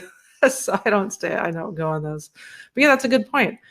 So Christine, so Wendy, so what do you use for age spots or sagging skin or moles? Your skin looks great. I'm telling you, I go in an infrared sauna. That's what I've been doing for years. I do coffee enemas. Nothing like a coffee enema to clear up your skin, because if your liver isn't detoxing well, if you're kind of genetically compromised for liver detox, or you have a lot of toxins, or you have a bad diet that's just putting a lot of stress on your liver, guess what? All those toxins have to come out somewhere. They'll come out through your skin. And what I love about infrared saunas is because you're sweating all these toxins out, it bypasses the liver from having to break those down and kind of flush them out of your body as much. So it facilitates detox by giving your liver a break. So that's really my secret, because I'm going to be 47 in about 6 weeks, and I'm really looking forward to it because I've been doing all this detox, and one of the side effects of that is an anti-aging effect. Can you talk a little bit more, Eileen, about some of the anti-aging effects of near infrared light? Well, because it's vasculating the tissues and bringing more nutrition and taking away more waste products, it's got a beneficial effect on the collagen, on skin elasticity. And it's, the skin is the largest elimination organ in the body.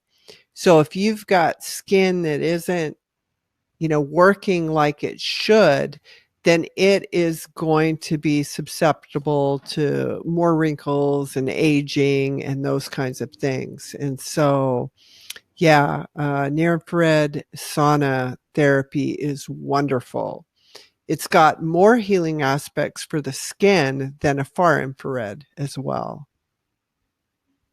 And then, after you take your sauna, you're doing your skin brushing, you're taking your sauna, but then we have an awesome product to put on topically, and it's called Acceptance Tallow Balm. And, 100, 200 years ago, that's what our ancestors used. They would render fat from animals. And it's just like putting butter on your skin. It just kind of like really absorbs in there, and it doesn't have a greasy feeling, but it's got all these vitamins and nutrients that are anti-aging, anti-cancer, antibacterial. And then we put a lot of healing essential oils in the Acceptance brand. And we just actually, since you've received your tallow balm, we actually added more essential oils to it in the whipping process, so it's creamier to spread more, but also it's got a better healing effect now. Yeah, I mean, I love my tallow balm. I have this one. I have the lavender one. I really, really like this a lot. I also use your deodorant. Also, you have a tallow balm, and deodorant that's a lemon lime. It's really, really nice. And it goes on really, really smoothly. And so it just smells delicious and it's a really, really good moisturizer. I feel like this gives your body a lot of vitamins, also those fat soluble vitamins that are Right. really important for healthy skin also. Yeah. Yeah, and so the next question here, so Ashley, this is a really good question. Are there times you'll want to avoid getting into your sauna, like for example, right before or after eating, right before bed, or for women during that time of the month? Right. Well, you don't want to eat before you go into a sauna because your blood's going to be going to your stomach to try to digest. And you're going to want to have consumed water before getting in the sauna. And if you do that, you're going to dilute your digestive enzymes. And so then, you probably could get a stomach ache or whatever. It's always best to maybe eat something about 15 minutes, after you get out of the sauna. Now, as far as I take my sauna in the morning, some people can take a sauna morning and night, no problem. Some people can take it at night. It just gives them so much energy. They just feel so energized that they can't sleep so well. So with uh, those kinds of people, I would say take the sauna in the morning. But if you want to really enhance sleep, go into your sauna for 5 minutes, 10 minutes before you sweat. It shifts you to that parasympathetic mode, and then you can just get in between the sheets and just go to sleep like a baby. But my daughter, that time of the month for her, the light is pain relieving. So for her, it feels really good to make sure and do a sauna, along with your cycle. It's just, kind of really amazing. Any pain, for me at least, any pain that I have in my body, when I broke my hand or, I fell off the ladder, everything like that, just any of the aches and pains or discomforts seem to melt away when I get in the sauna. Yeah, I made the mistake one time of eating and then getting into the sauna because I just was in the mood to do a sauna session. And, when I definitely got sick to my stomach because when you're eating, all the blood in your body is going to digestion and, making that happen. But when you're doing a sauna, a lot of your blood goes to your skin, which is great. It gives you a lot of oxygen and nourishment to your skin and circulation to your skin, which gives you like that youthful glow. But then it's not going towards digestion. So you can definitely get a stomach ache. It's definitely not recommended to do that. So, but Right. Bill asked, what about working out? So how long should I wait to sauna after I work out? Um, I mean, actually, working out, you could get right in the sauna. I mean, you're actually going to sweat faster, that way. But also, if you've had any kind of strain on your body, it's going to start relaxing and healing and repairing from the exercise. And so a lot of people use this post workout all the time. That's just like you work out, do their sauna, go get in the shower. So that's just kind of a routine for them. Yeah, I mean, a lot of professional athletes use infrared saunas to speed recovery time. They have less soreness. They have faster recovery from injury, from wound healing. So it's used in a lot of different, not only sports recovery, but a lot of healing modalities as well. People healing from recovery or have nursing homes. I mean, there's just a lot of different uses for near infrared bulbs and sauna therapy. Right. Yeah. And so, Carolyn, oh, sorry, Angela asks, do you know where I can get cages for my bulbs? I want to make my own sauna tent. Cages. My material is actually mostly polymer with iron, so we could achieve that not detectable rating for all the contaminants And then we made it lightweight, and we made it so it can't burn your skin. Even if the lights have been on for 12 hours, you just don't have that risk. But the prototype that I made before that, I actually got a high grade stainless steel rod, and I had those bent made. But that's going to be probably the next best material that would be non-toxic, but it's going to be expensive. Mm. Yeah, because if you guys want to make your own sauna, it's going to be really challenging to, create a fixture that can hold 4 bulbs, because you really need 4 bulbs. I've had a 3 bulb sauna before. I didn't like it nearly as much as a 4 bulb sauna. I think you really have to have 4 bulbs. And so it's just easier to just buy a fixture like the one that Eileen makes, because number one, it's safe. And I thought it was just ingenious that you made it cool to the touch. So if you touch the bars, you don't burn yourself.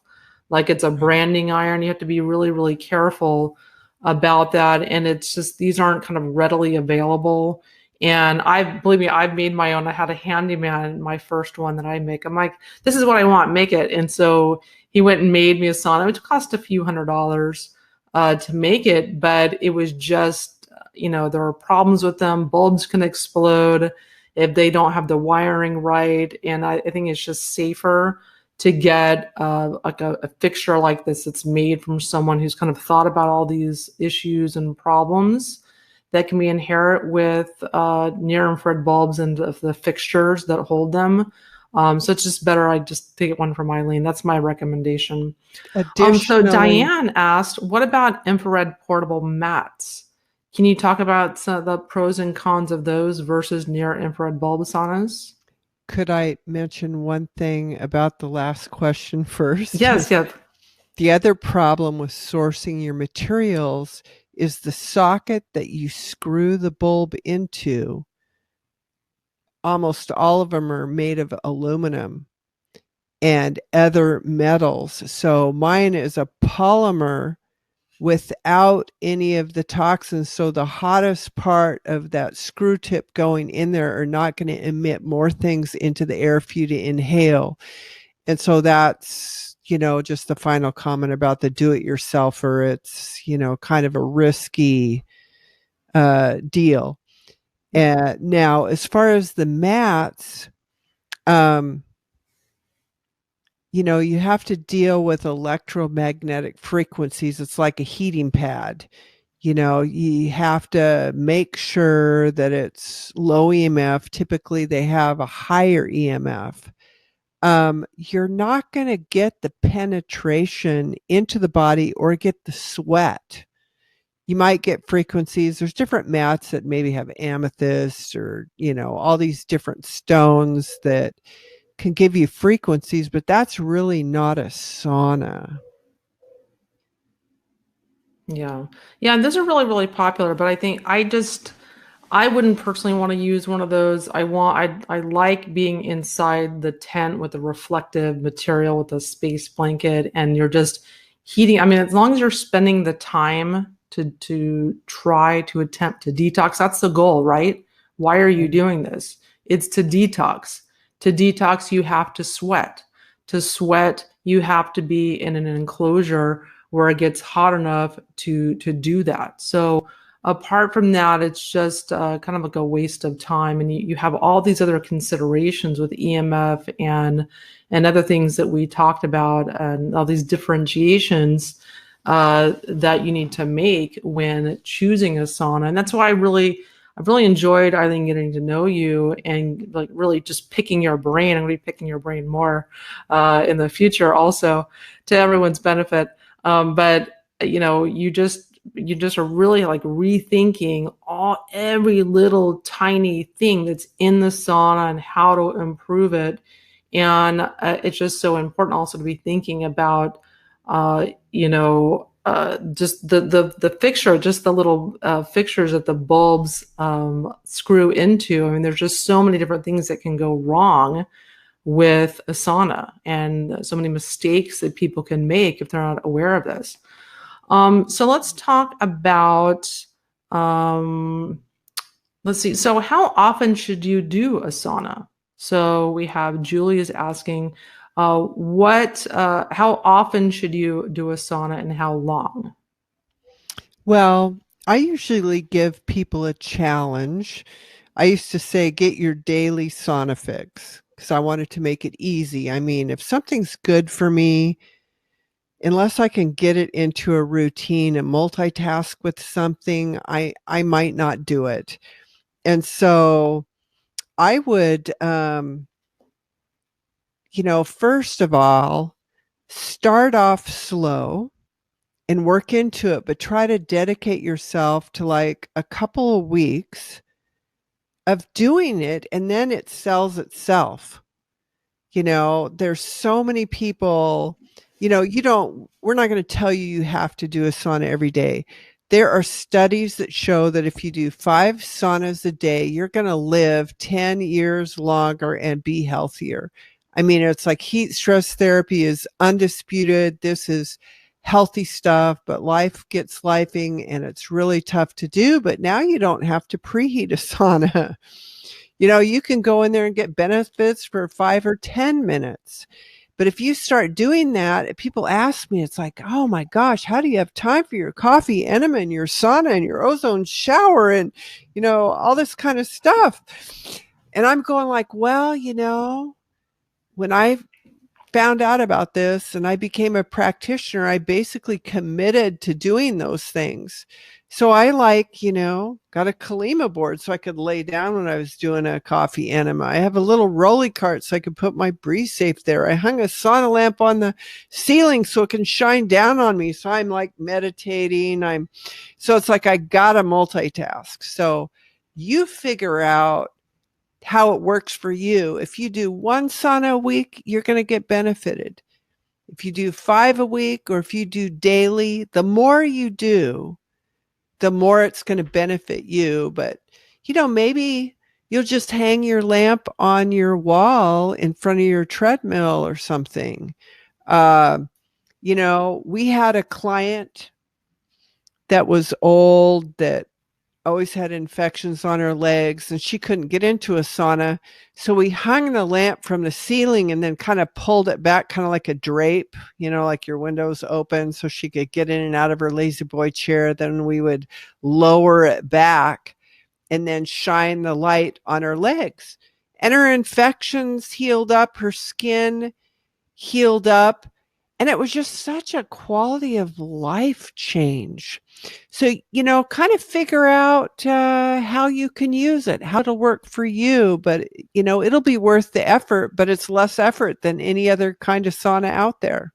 Yeah, I've had a lot of people benefit from using the sauna to heal infections and wounds. Like my ex-business partner, she had diabetes and she had these wounds on her lower legs that just wouldn't heal. And she would shine an infrared bulb on them, and within a week, it was totally healed. She was just completely shocked because she'd had this sore for months, just this open sore, basically. And then my mom was just plagued with bladder infections and, taking antibiotics and doing all the stuff. It wasn't working. I said, Mom, I've told you, get an infrared bulb, shine it on your bladder area, do it 2 or 3 times a day. And all of her symptoms disappeared. And she eventually realized it was gluten.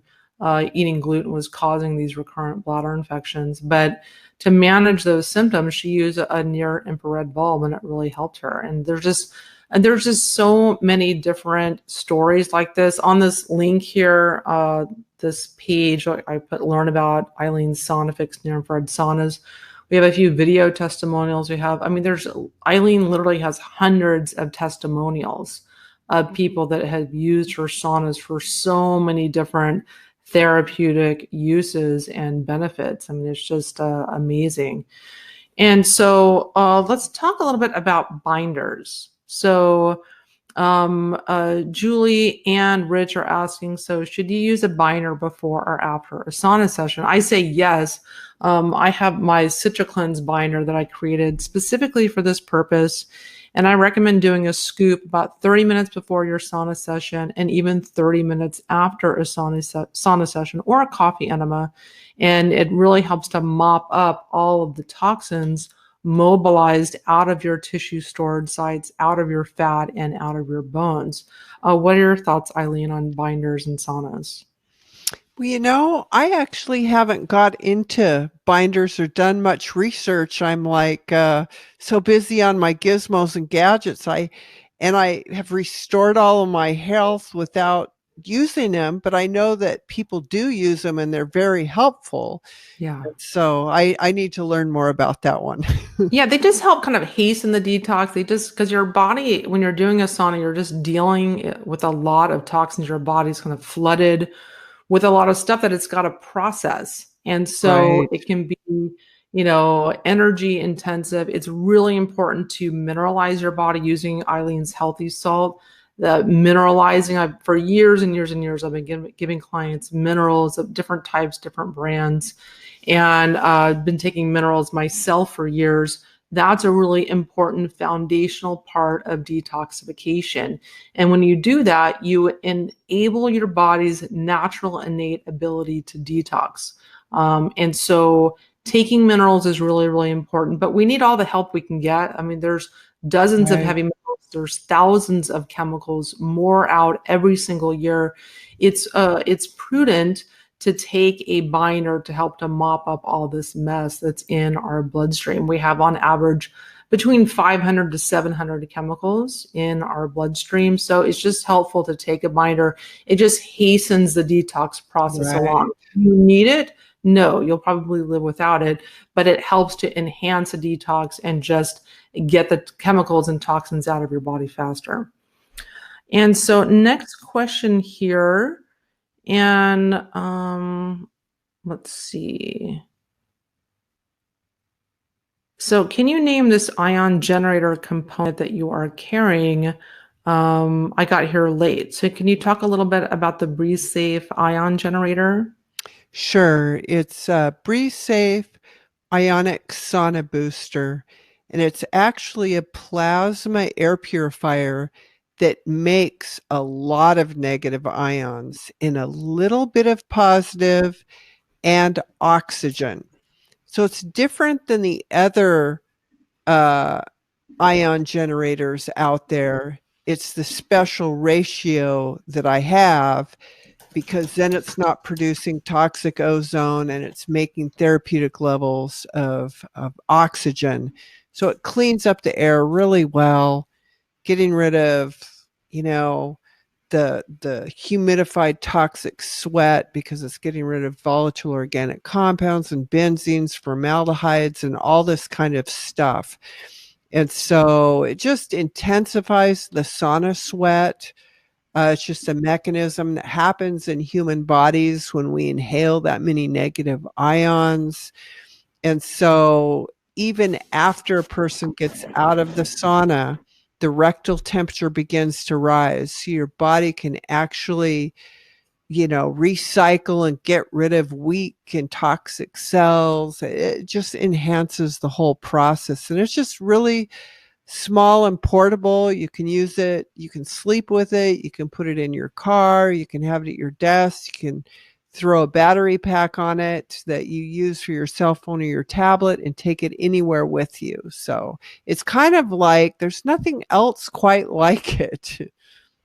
Yeah, I mean, I love this thing. I was just really blown away because I had not only because of how it works, but because it's filtering air, but it's also emitting oxygen, which we need more of. We need to increase our oxygen inhalation because there's less and less in the environment. And it also emits these negative ions. That's that same effect you get when you are doing grounding, you're walking on the beach or swimming in the ocean. You're getting these beneficial negative ions that are so important for your health. And that's why you spend time in nature. That's why it's healthy because you're getting a lot of negative ions doing that. Can you explain negative ions a little bit and why those are healthy? Right. Well, negative ions, everything's either a positive or negative. And when you have these negative ions, it attracts the positive. So it neutralizes them. So it really cleans the air. But beyond that, our bodies actually need thousands of negative ions to perform its daily functions. WebMD says that if you can inhale enough negative ions, it's more effective than an antidepressant prescription. And so that's why you feel so good when you're at the beach, is because the waves crashing down are making negative ions. But when you're indoors and you have a heating, ventilation, air conditioning system with ducts in it, those actually strip negative ions out of the air. Indoor air, besides being 3 to 5 times more toxic than outdoors, according to the EPA, but indoor air is stripped of these negative ions. So if you don't have enough negative ions for your body, you're going to have headaches, you're going to feel fatigued. And then when you have around all these electronics where you're around your computer screens and monitors and it's pumping out positive ions, that's going to make you feel fatigued. And so negative ions are really just essential. They're, you know, in nature, except for in that California desert. What's that desert called? And they talk about that Death Valley. the south wind or whatever. It's because that area doesn't have negative ions. It's got a bunch of positive Oh, the ones. Santa Anas. Yeah. So it's just, not not a healthy thing going on. And so this little machine is unique. It's not just a negative ion generator. It's not just an air purifier because of that oxygen aspect that's going on. So you've got ionized oxygen. Your oxygen's being increased 70 to 118%. That is just like huge. People just feel better being around it. Yeah, yeah. I was surprised when I started using it. When I first got it, I was like, "What is this little thing gonna do?" And then I started using it, and I was like, "Wow!" I really enjoyed it when I walked out of the room, and then walked back in. I mean, it was just such a huge difference in my office space where I work. It was just very uplifting, So Eileen is asking. So, when using the sauna for weight loss, does the majority of your skin need to be exposed to the light without clothing? The more you can expose, the better, because it is that mitochondria activation of the fat cells, so it can increase that fat cell metabolism. And if you have clothing on there, it's going to block that absorption. Mhm. Yeah, so Yeah. you need to be as naked as possible. One thing I want to mention is breast implants. So if you have breast implants in an infrared sauna, you can just wear a bra because the bra will block the infrared rays heating up your implants. And I think that's a very good maybe fix for if you have breast implants and you're concerned about heating them up or them off gassing. I mean, you're probably going to get a little bit of toxin release when you have breast implants and using a sauna, but that's happening anyways, whether you're using a sauna or not. So I had breast implants for years. I had them removed about 2 years ago. I explanted my toxic boobs. And so I used a sauna for a long time with implants, and I felt like that I felt perfectly comfortable using a sauna. My fix was I just wore a high coverage bra and then exposed the rest of my body. So I think it's perfectly safe with breast implants. And so let's see. So Susan asks, so how much healthy salt in a glass of water? And so how much should we use in a day? The recommended dose is 3 1/16 teaspoon servings a day. So you could almost take, if you're drinking, 8 to 10 glasses of water, I mean, a 16th of a teaspoon is not very much. You could just take a little tiny pinch, or some people start off with just, digging a toothpick in there and whatever balances on the toothpick and dumping that and mixing that in their water. Some people have commented that, like, wow, it's like I don't need to drink coffee anymore because I'm so energized by taking this. And then they'll note that, boy, I don't want to have the healthy salt at night because it just gives me so much energy, man. I can do that extra job or whatever. But, a lot of us are pushing ourselves as it is, and we really need to get that sleep. So some people need to stay away from the healthy salt at night. I did at first. Now it's obviously I've detoxed enough, and my body's used to it and it's not bothering me. A jar has 238 servings, or 1/16th of a teaspoon servings in the jar. And we have these pH test strips. They're ultra sensitive. And we have this 14 panel urine test strip. And what I tell, my clients to do is to get both of those and then do your 14 panel. If your specific gravity is high, you're dehydrated. You can see if you're dumping too much protein or calcium or all these different parameters. There's 14 items. And so I do that like maybe twice a week. I do that. And then I use the ultra sensitive pH test strips on a daily basis.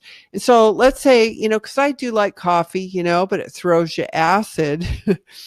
And so that way I can make sure, depending on what diet I eat, that I can use a healthy salt to make up the difference to keep me in that ideal range of alkalinity. And I noticed if I'm acid, my 14 panel shows all kinds of problems.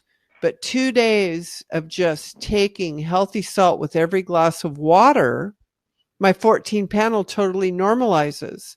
I've had clients do that where they've had chronic infections, all kinds of issues where we do their tests, we find out they're dehydrated and they're acid, and they start dosing with the healthy salt, and then all these problems go away.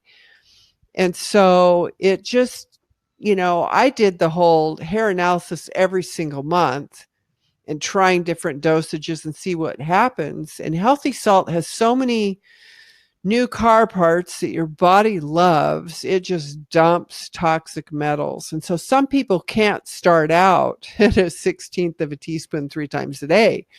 You just can't do it.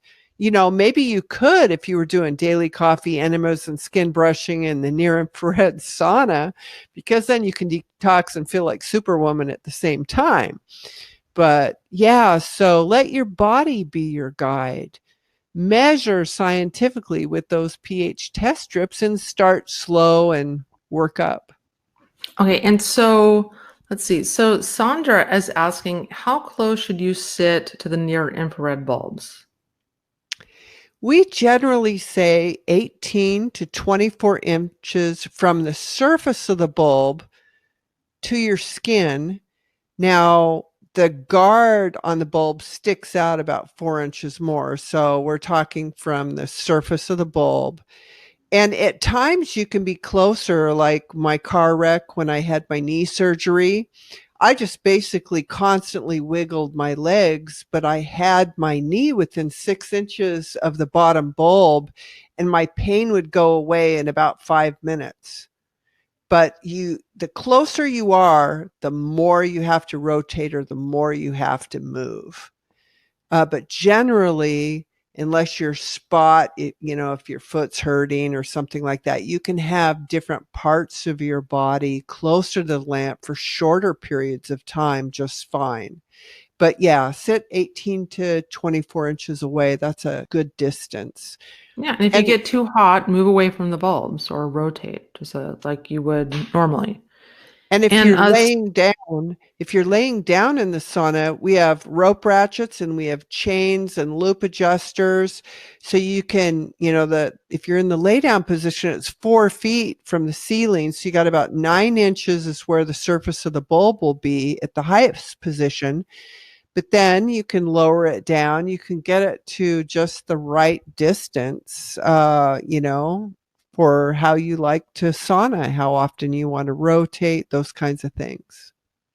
Stella's asking, is taking a bath okay after a sauna? These are some good questions. Yeah, yeah. Like I every question imaginable. I would rinse off first and then do a bath.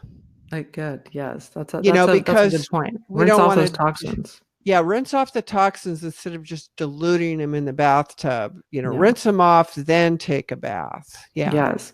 And Linda is asking, would it be good to wipe myself with a wet cloth before the shower? I'm having trouble with the cold shower and then have to wait for a bit for warmer water. I'm not totally Um, sure about that, oh, that question. well, we were talking about how I took a cold shower afterwards. You Yeah. don't have to take a cold shower afterwards. There's just, and when I first started doing it, I would stick like my arm in the cold water. It's like, trying to get used to it. Then I would stick my leg, but I wouldn't just like jump in, I kind of got used to it. It'll almost take your breath away. But so you don't have to do a cold shower after the sauna. Most people don't. But the important thing is if you want to use water and wipe it off, we have got the Trioxy Fresh. It's an ozone machine. You could make some ozonated water and take the water and wipe yourself off, because that's going to break down all the toxins and everything else and put oxygen in your skin. So I'm not sure if you're plumbing, if the hot water heater is just so far away, it takes forever for the hot water to get there, or if you were referring to when we were, recommending to take a cold shower, first. But yeah. Yeah, I was saying do the 50-yard dash to the shower and shower immediately. And I think it sounds like her plumbing, she's got to wait for it to get warmer. So you're just going to have to buck up, Linda, and just jump in the shower. Yeah, but I don't like the cold plunge either, but sometimes I do it in my pool because I know it's good for me. But yeah, it's a practice. You have to kind of get used to that. Right. And so Renee Terrell has a good question. So can you do these saunas with amalgams, with mercury fillings in your mouth? A lot of people have concerns about detoxing when they have mercury fillings. What's your take on that? Actually, chewing and drinking hot liquid are the fastest way to cause mercury vapor to leach out of amalgams. If you're in a sauna with your mouth closed, that's not like causing a sudden release of the mercury. And so the sauna is actually going to help you get rid of some of those toxins. And I would make sure you're using selenium, as well, because that's a mercury antagonist. And the binders, I know that binders are very important for mercury. But yeah, so chewing and hot liquids are your biggest risks, and the sauna is actually going to minimize the amount of that mercury in your body. Yeah. Yeah. So I personally feel like you can't wait for this perfect scenario to start detoxing. There's a lot of people that maybe can't afford to get the mercury fillings out, or they can't do it with a biological dentist, or there isn't a biological dentist near them. And I think some people get this mindset where they have to wait until everything's perfect before they can then begin a detox. Don't wait. Detoxification is a lifestyle. I try to teach people that they need to do all of these things, infrared saunas and coffee enemas and minerals and all these things. They need to be doing these things for life. You don't need to wait to get started on the rest of your life and incorporating this detox lifestyle. The time is right now, because no matter what you do, you are exposed to toxins every single day in the air, food, and water. So a little bit more from a mercury filling is not really going to move the needle too much as far as adding to your body burden of toxins. So you want to start today because it takes time to detox. It takes Right. time. You need a good 1, 2, 3 years of intensive detoxification, including using an infrared sauna to get out the majority of toxins. And then you do kind of like a maintenance program after that. So don't wait. Okay, so next question here. So Susan, so thanks for joining us. So if you're using the 10 in a sitting position, what type of stool should we use and where to get it? We have 2 stools right now that we have as optional accessories. If you're not going to be traveling, because we have one that breaks down into a travel bag and you can assemble it without tools. And then we have one that you have to put 4 screws in to attach the legs, and it works. It's an alder stool, and we actually painted the top with milk paint. Like actually old fashioned milk used to use milk solids for the paint. So it's totally non toxic. And then we have a poplar stool. Otherwise, the stools are unfinished. It's just the top. And that was to seal in so the moisture wouldn't, damage the wood grain where you're sweating. And then the poplar stool is actually a 3-piece that kind of nestles together, so you can actually carry it around without it falling apart, but you can pull on it and it'll disassemble and fit into a travel bag. And so we're in development right now of a folding bamboo stool that will have like a FDA finish approved for like eating utensils and stuff. So we'll be once, because we have some inventory left of both of the stools, and then I was just looking for an alternative replacement for the future. But yeah, so depending if you're going to travel, get the one with the travel bag. It's a little bit more money. But if not, the other alder stool will work just fine in the home setting. And so let's talk a little bit about, somebody mentioned that the package is not coming up. There's an error where the link to get the ultimate sauna bundle package is not coming up. So just bear with us. We'll fix that link and then we'll give that to you guys. But don't worry, if you just click the link, we'll get it fixed right after we're done talking here. And so that link will work. And so Aaron's asking, are these the bulbs, the lamps are called therabulb.com. Yes, those are the lamps that we're talking about, the bulbs that we're talking about. And so Munjit is asking, so does the space blanket material off-gas aluminum since it contains aluminum? Good question. It is actually sandwiched in between layers of polymer. So even though you can see it with your eye, it's not on the surface. So it's totally encapsulated. So no, there's no outgassing. And that's how it could get the ROHS certification for the safety rating. Okay, great.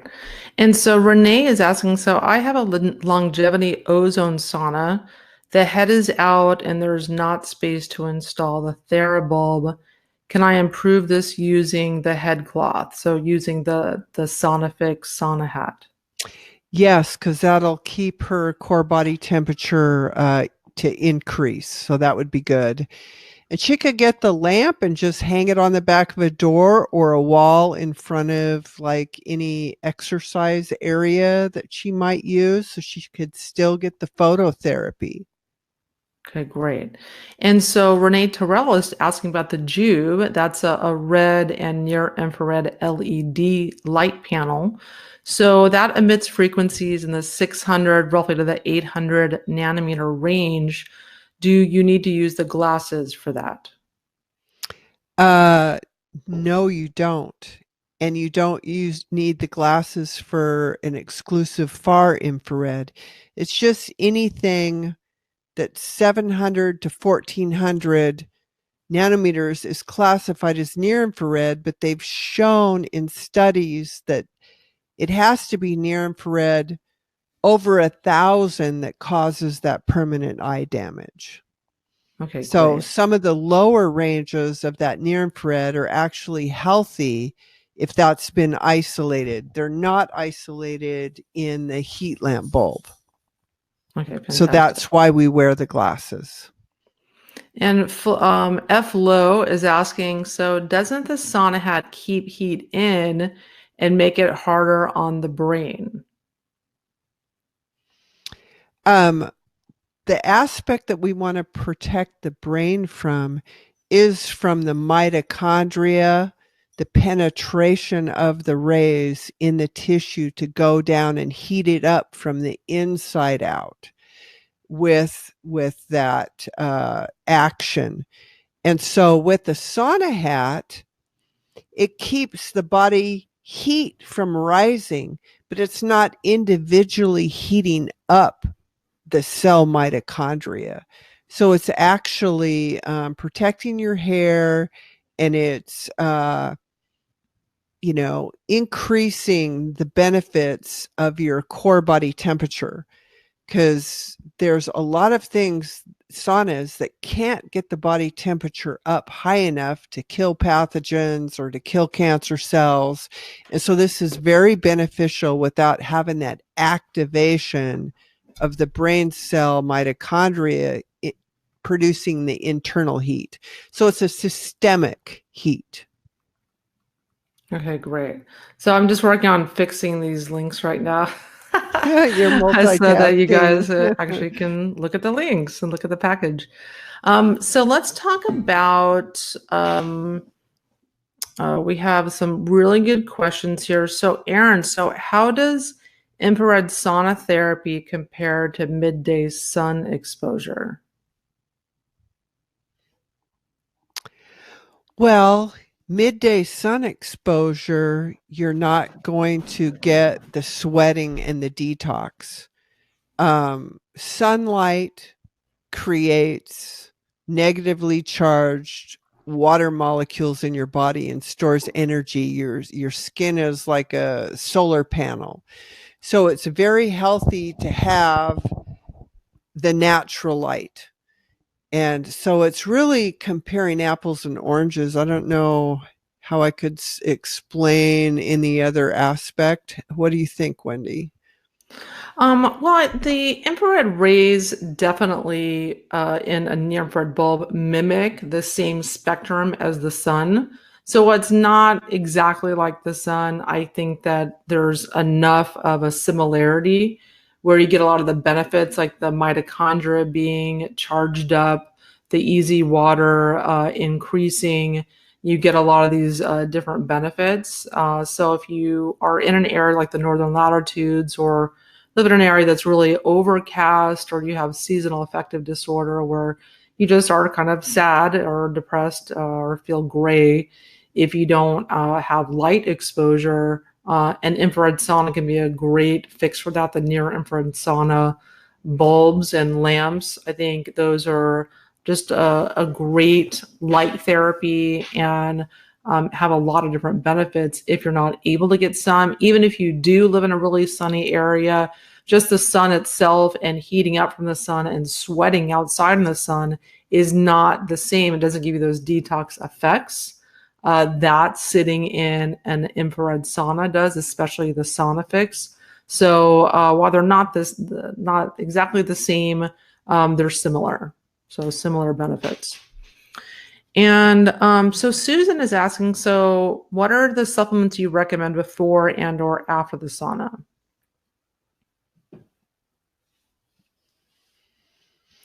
Well, we talked about healthy salt and kelp, and Wendy talked about the binder. Because of the amount of water that you're going to be drinking before and after, it wouldn't be the time to use the supplements that you'd normally take, like with a meal. recommended by a hair analysis. So for each person, you're such a unique individual. That's why we do recommend, getting the hair analysis with Wendy. Yeah, yeah. Well, you would do them too, also. I know. Yeah. Yeah, I think hair mineral analysis is amazing. I think it's just an amazing screening tool, inexpensive, and it can, let you know what nutrients you need and gives you a lot of information. So I think it's good to do kind of a targeted approach to supplementation as opposed to a shotgun approach, where you're Right. just kind of taking all kinds of different stuff because you read an article about this and read an article about that. And, you end up with this, shopping bag full of supplements. That's certainly what I had when I first started getting excited about health and learning about improving my health. So I think less can be more. And I think your supplementation needs to be focused on minerals. They're not very sexy. People don't make a lot of money on minerals. A lot of supplement manufacturers or other people, there's not really, they're not sexy, not exciting. So they're not really marketed so much. You see like greens powders or just protein powders or bone broth. People going bananas over those, but you really need minerals. That's what makes your body work. That's what makes your body function. You need that for thousands of metabolic processes, hundreds of thousands. So that needs to be the focus of your supplementation and not other things so much. So super important. And so, Stella, what is your binder product name? So it's called CitraCleanse, and it's an all-in-one toxin binder. It's got cilantro extract, fulvic for the minerals and anti-inflammatory effects, and humic acid's an incredibly effective detoxifier, and chelator grabs onto toxins. And then there's a binder, the citrus pectin in this is a great binder that absorbs all kinds of toxins.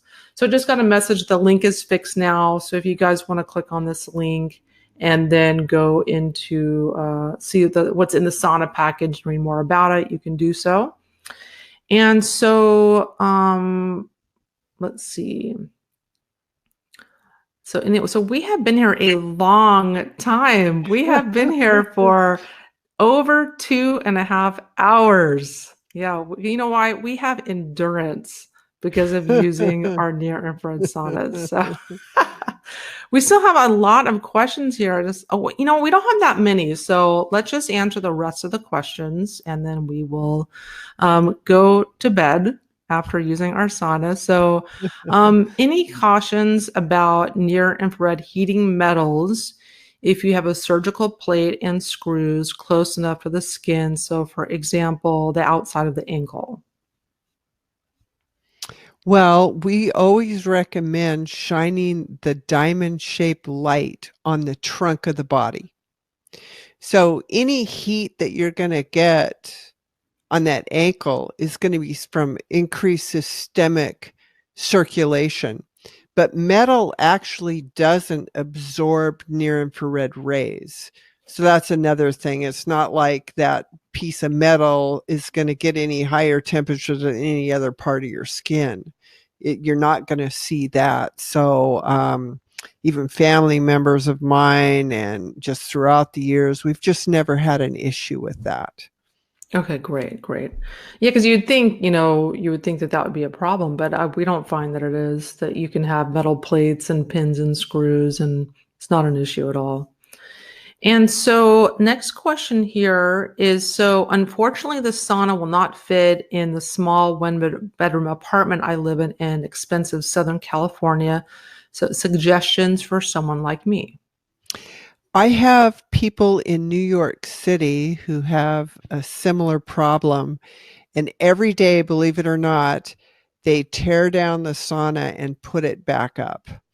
See, you can, have some hacks like not take every bracket off of every pole, and you can put the frame under the bed. So you can literally, and then I have all this Velcro to attach the panels to the frame. I mean, oh my gosh, I think I put 3 times as many as you need on there. You don't have to take all the time to put those Velcro over the frame. Forget it, So you could literally I mean, I've even timed myself in 7 minutes. Once you have it laid down where you've put it together once before, but you just disassemble it, put the frame under the bed or whatever, in 7 minutes, you can be sitting down and taking a sauna.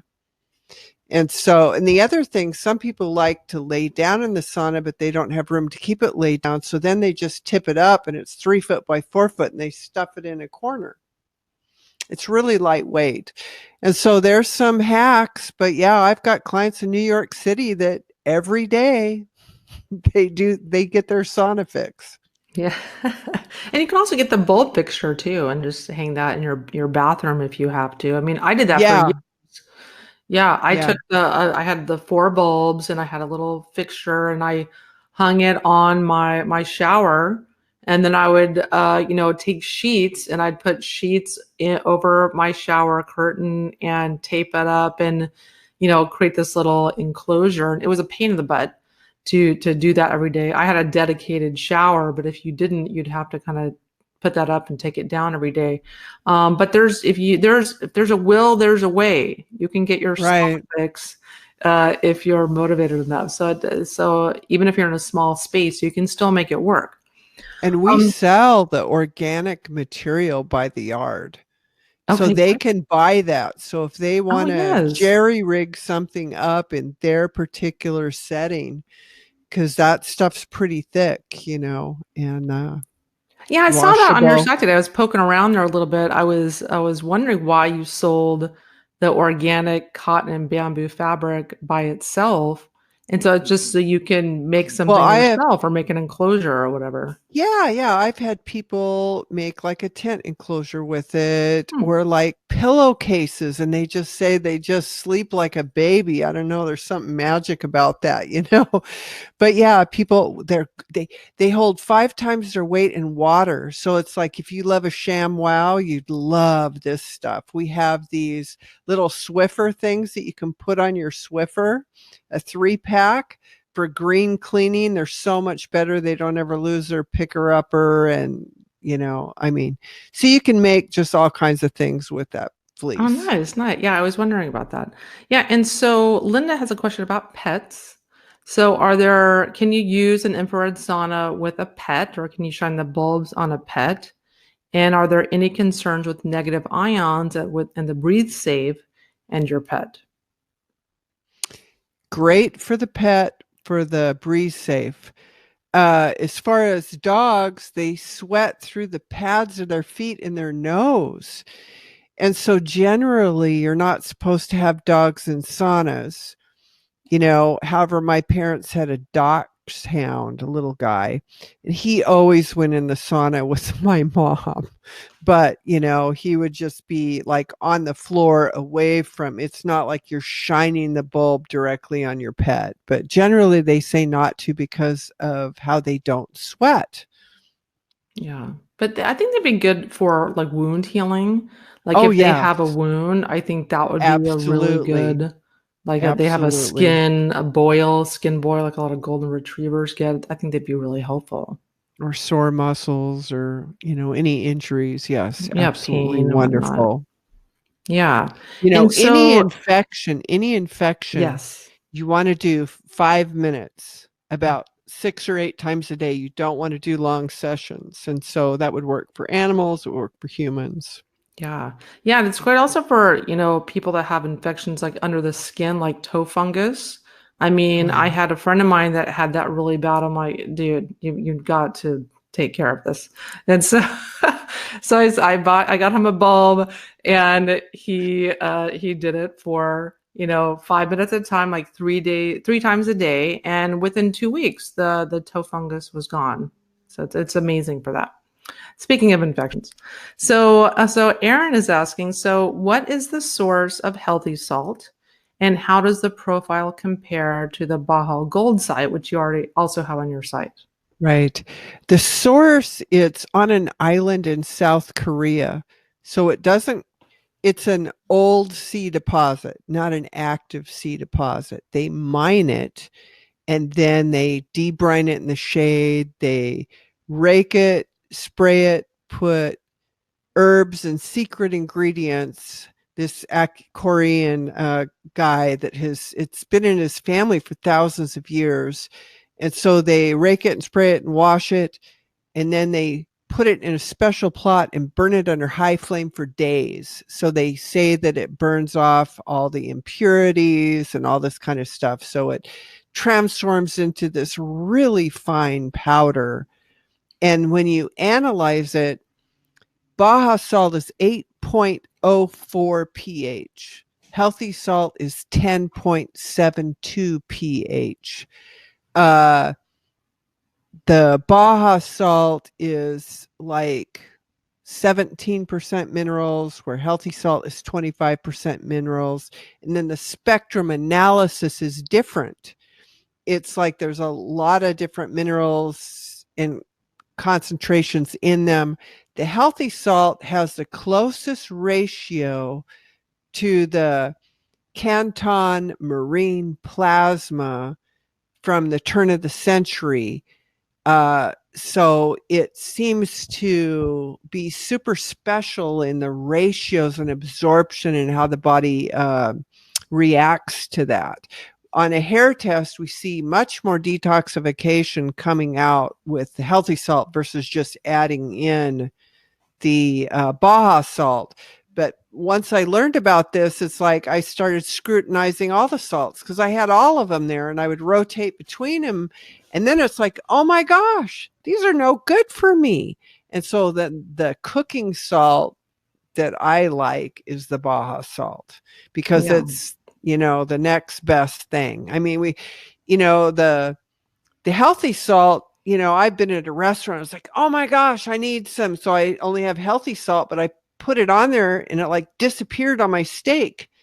And it's like I had to put like a full day dose just on one steak to get it salty enough because it's mainly minerals. So you can't use the healthy salt to salt your food and you need salt. So there's the solution, the Baja salt. Yeah, yeah, and the healthy salt, it has a little bit of a sulfury kind of taste, which is amazing. That's what helps it detox. You need sulfur to detox. That might not be the best tasting on food, but I like it. I mean, I really crave the healthy salt. But yeah, I think for cooking, and if you're like really heavily salting your food like I do, might want to do something different. But if you just like a little bit of salt, just a little something, that it might work for you for sure. And so Kelly's asking, will this webinar be available after you're done? Yes, it's going to be available forever. So we're going to email you a replay link, and it will also be on YouTube. So I upload all my videos, all my webinars, Facebook Lives, everything goes up on YouTube, on youtube.com/Wendy Myers. I'm sure Eileen is going to share it on her YouTube channel also. What's your YouTube channel? Creatrix Solutions or Eileen Durfee. I have several, so. Okay, great. Yeah. And so everyone go there and subscribe. And so no worries, you guys can start this over from the beginning. And anyone who registered for the webinar will, I think, pretty much immediately be emailed the webinar link. So don't worry about that. And so Ash is asking, usually binders will bind to minerals, right? And when would you take the binder in relation to minerals after a sauna session? So yes, depending on the binder, binders can bind onto and absorb minerals, some not as much as others. So with my CitraCleanse, with the citrus pectin, it can bind to some minerals, but it's not nearly as like comprehensive as like a charcoal. A charcoal is totally indiscriminate, just absorbs everything, which makes it great if you've drank alcohol over Memorial Day weekend or had a recent toxic exposure or a known toxic exposure, or you need something really strong. That's great. Not recommended every day, but something like a citrus pectin is great because it doesn't have as much of an effect on minerals. It's very minimal, but you still just want to err on the side of precaution and take it about 30 minutes away from supplements and food. So what you can do is, take your healthy salt in your glass of water throughout the day, and take a binder, 1 scoop of CitraCleanse about 30 minutes before doing a sauna, 30 minutes after, but you can still take your healthy salt. It might absorb a little bit of it, but it will be minimal. We've shown that the citrus pectin in it just has a very, very minimal effect on minerals. So I don't really worry about it too much about the timing in that respect. But generally, the rule of thumb is about 30 minutes. And so next question is a lot of questions about replay. And Charlie Ray, thank you, Eileen, for bringing us your wonderful products. I can't wait to go online and see all of them on Wendy's site. Yeah, and that's why I do these webinars for you guys and these Facebook Lives. I'm constantly meeting people. I'm constantly learning about people just doing amazing things, and maybe, they just haven't gotten their message out to the world. And or there's so many different people doing these amazing things that I meet at conferences or that contact me online. And when I meet people like Eileen, I just want to shout it from the rooftops, because I benefited so much from improving my detox sessions, my sauna sessions, using the salts, using the breathe safe, just all these things. I've just upgraded my detox, and I've upgraded my health as a result. So I love to have people like Eileen come on and share her gifts, share her knowledge with us. So next question is here. So Renee Terrell. So Dr. Wilson Walcott expert. So we're both Dr. Wilson experts. We were both nutritional balancing practitioners. And so aren't fast oxidizers more alkaline and slow oxidizers more acidic? Can fast oxidizers use the healthy salt? So a slow oxidizer, someone with a slowed metabolism, and a fast oxidizer, someone with a fast metabolism. And there's different definitions of that, but that's the basic definition. So can fast oxidizers use healthy salt? Yes. Actually, all the people doing hair analysis that I work with, I recommend using healthy salt. And then we can see the results on a hair test. Generally, because the salt is, again, 25% minerals, and it's like the rare earth minerals that our body needs that we're not getting anywhere else. And it's that special ratio. So even though fast oxidizers might be more alkaline in some cases, typically slow oxidizers have more problems with candida, and it's been proven that they're systemically more alkaline in the areas where they have problems. So it's not just the oxidation that determines alkalinity and what's going on in everybody's system.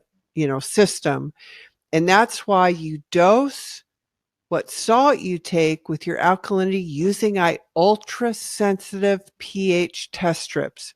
I really recommend, if somebody's buying the healthy salt, to get the test strips and the 14-panel urine test, so you can monitor how much calcium you're dumping. I mean, because on a hair test, for low pattern, you're dumping too much calcium. It's a stress response.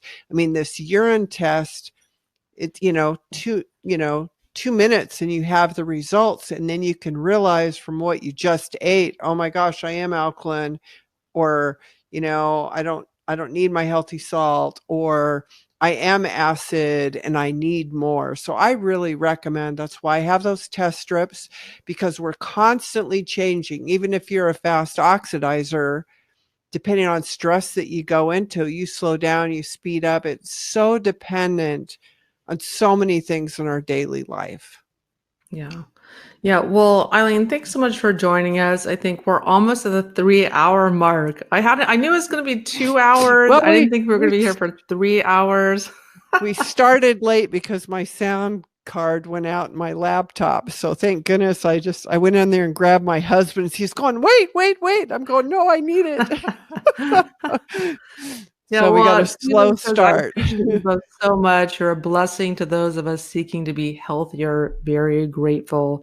And Ashley says, thank you all so much for giving your time, the tips, and answering questions. It's my pleasure. I'm here to serve you guys and help you guys kind of put together those missing pieces of the puzzle in your Mm. health. And I think infrared saunas are a huge component to helping you live a longer, healthier life. So what are your thoughts, Eileen?